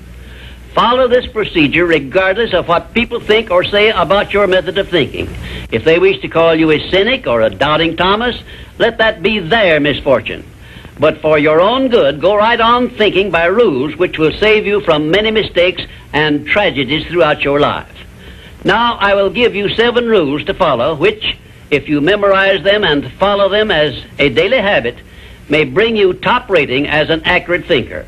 1. Never accept the opinions of other people as being facts until you have learned the source of those opinions and satisfied yourself of their accuracy. 2. Remember that free advice, no matter from whom it is received, will bear the closest of examination before it is acted upon as safe. And generally speaking, this sort of advice is worth exactly what it costs. 3.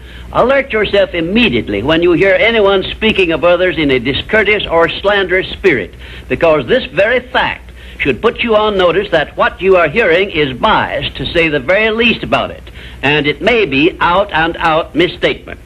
4. In asking others for information, do not disclose to them what you wish the information to be, because most people have the bad habit of trying to please under such circumstances. Well-measured, tactful questions can be of great benefit to you in thinking accurately. 5. Remember that anything which exists anywhere throughout the universe is capable of proof, and where no such proof is available, it is safer to assume nothing exists. 6. One of the great unexplainable miracles consists in the fact that both truth and falsehood, no matter by what means they may be expressed, carry with them a silent, invisible means of identifying themselves as such. Therefore, remember this truth and begin developing the necessary intuitive faculty to enable you to sense what is false and what is true. 7. Follow the habit of asking, "How do you know?" when anyone makes a statement you cannot identify as true. Follow this habit faithfully, and you will see many persons squirm and turn red in the face when you insist upon a direct reply. The most accurate thinkers are the scientists. They investigate with open minds and never allow their wishes to become the fathers of facts, but deal with each fact as it is, not as they would like it to be. Now, one final word of warning I feel I should leave with you. Study yourself carefully, and you may discover that your own emotions are your greatest handicap in the business of accurate thinking. It is easy for you to believe that which you wish to believe, and unfortunately that is precisely what most people do.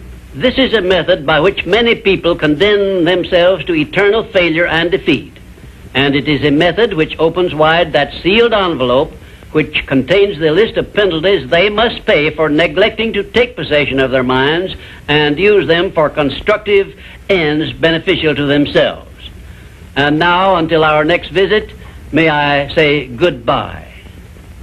Throughout my life, I've had a wide variety of very high goals, but my major one has always remained the same: to change the world and make it better for this and future generations.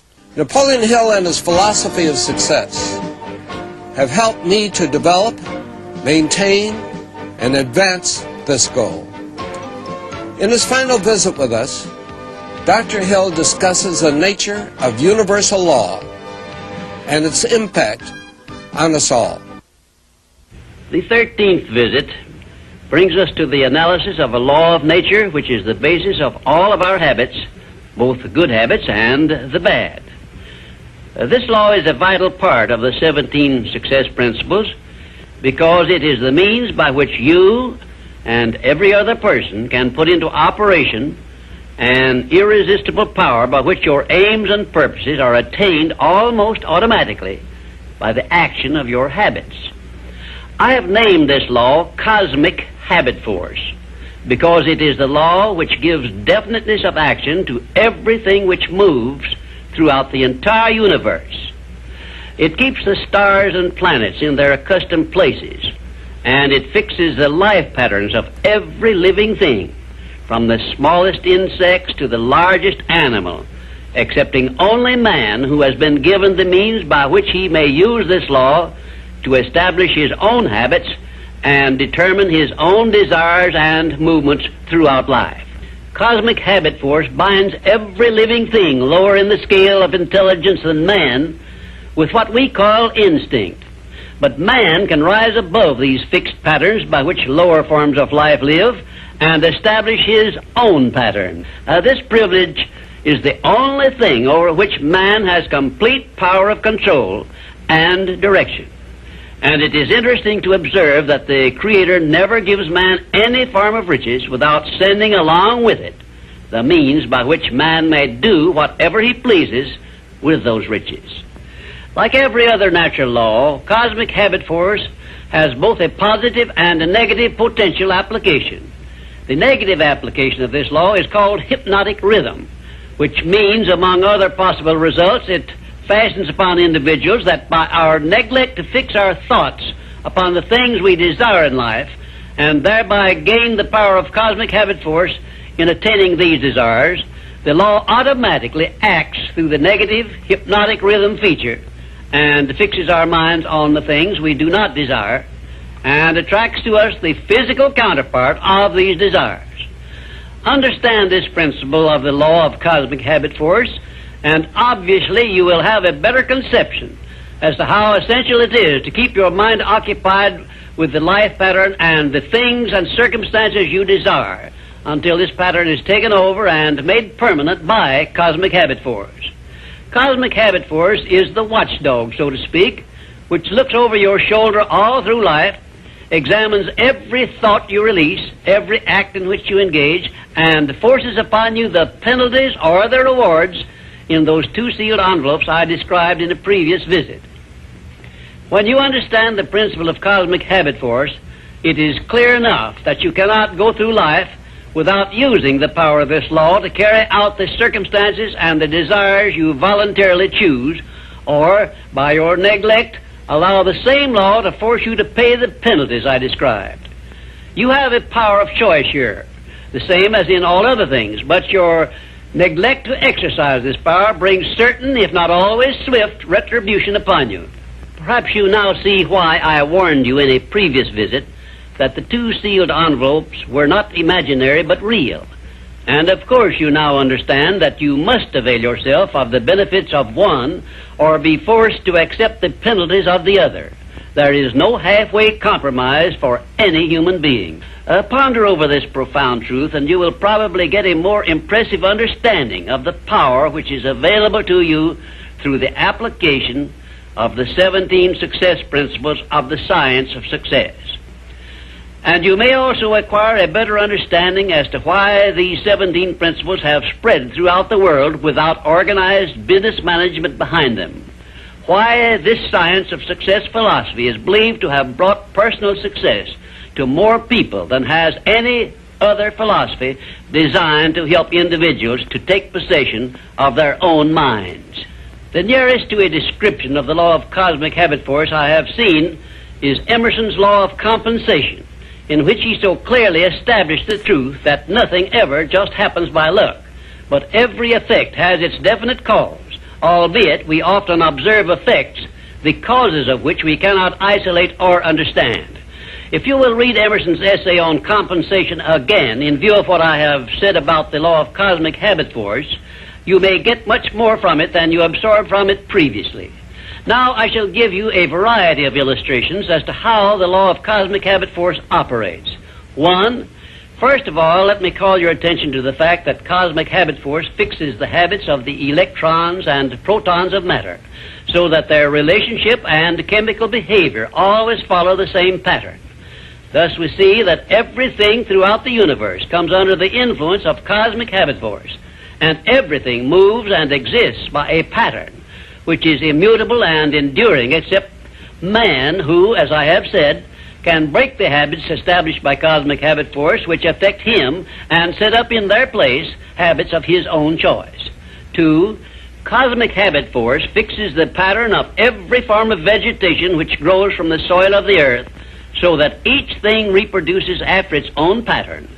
A grain of wheat always reproduces other grains of wheat, but never makes the mistake of producing oats or some other form of growth. One atom of hydrogen and 2 atoms of oxygen combined always produce water, never anything else, because the pattern of their chemical reaction has been fixed by cosmic habit force. 3, when the human mind is focused on a definite major purpose, the law of cosmic habit force goes into action immediately and attracts to the individual the material equivalent of that purpose, and the procedure is inexorable and never varies. However, hypnotic rhythm, the negative application of the law, will just as definitely attract to one all the undesirable things and circumstances which the mind is allowed to dwell upon, such as poverty, ill health, failure, fear, and all other undesirable things. 4, cosmic habit force, expressing itself through the emotion of sex, is the means by which every living thing perpetuates its species. Understand this truth, and you will better understand the irresistible forces of the profound emotion of sex, the means by which nature creates all living things. You will also better understand why aims and purposes, which are expressed orally under the great creative forces of sex emotion, are acted upon so rapidly by cosmic habit force. 5, we sometimes hear people speak of successful men as being on the beam, by which they mean that those who enjoy success have established a success thought pattern in their minds, which cosmic habit force has picked up and carried out to its logical conclusion. Direct it to definite ends in a spirit of belief in your attainment of those ends, and keep your mind busy in carrying out your purpose instead of allowing it to drift to subjects you wish to avoid. You are on the beam when you can truthfully say, I know precisely what I want from life, and I have faith I shall get it. You are not on the beam when you have no definite major purpose and you are drifting aimlessly through life. People who are failures also are on the beam, but they are on the negative side of the beam because they have neglected to use those riches which came over with them in that sealed envelope, and they have placed themselves under the influence of hypnotic rhythm, which is the negative application of cosmic habit force. There is one word which doctors dread, and it is the word fixation, which means that a sick person believes in his sickness as something which cannot be cured. Fixations can become a priceless asset by those who have discovered the great master key to success and have learned how to develop fixations in their minds based on the things they desire most in life. Cosmic habit force is the power which makes fixations permanent. You should have a definite fixation based on your major purpose in life, but you are the only one who can create this fixation. You can do it by taking possession of your own mind and keeping it directed toward the attainment of your major purpose. If you will do this by following all the instructions I have given you in these visits, in a short time you will find yourself on the beam and headed directly toward everything you desire and deserve to receive. Lastly, remember that your mental attitude is something you control outright, and you must use self-discipline until you create a thought pattern or thought habits which keep your mental attitude positive at all times. Your mental attitude is important because it acts as a magnet which attracts to you everything, every circumstance which makes you what you are and where you are. If you wish to keep on the beam that leads to success, be sure that you give cosmic habit force a thought pattern based on the things you want most in life, and it will do the rest.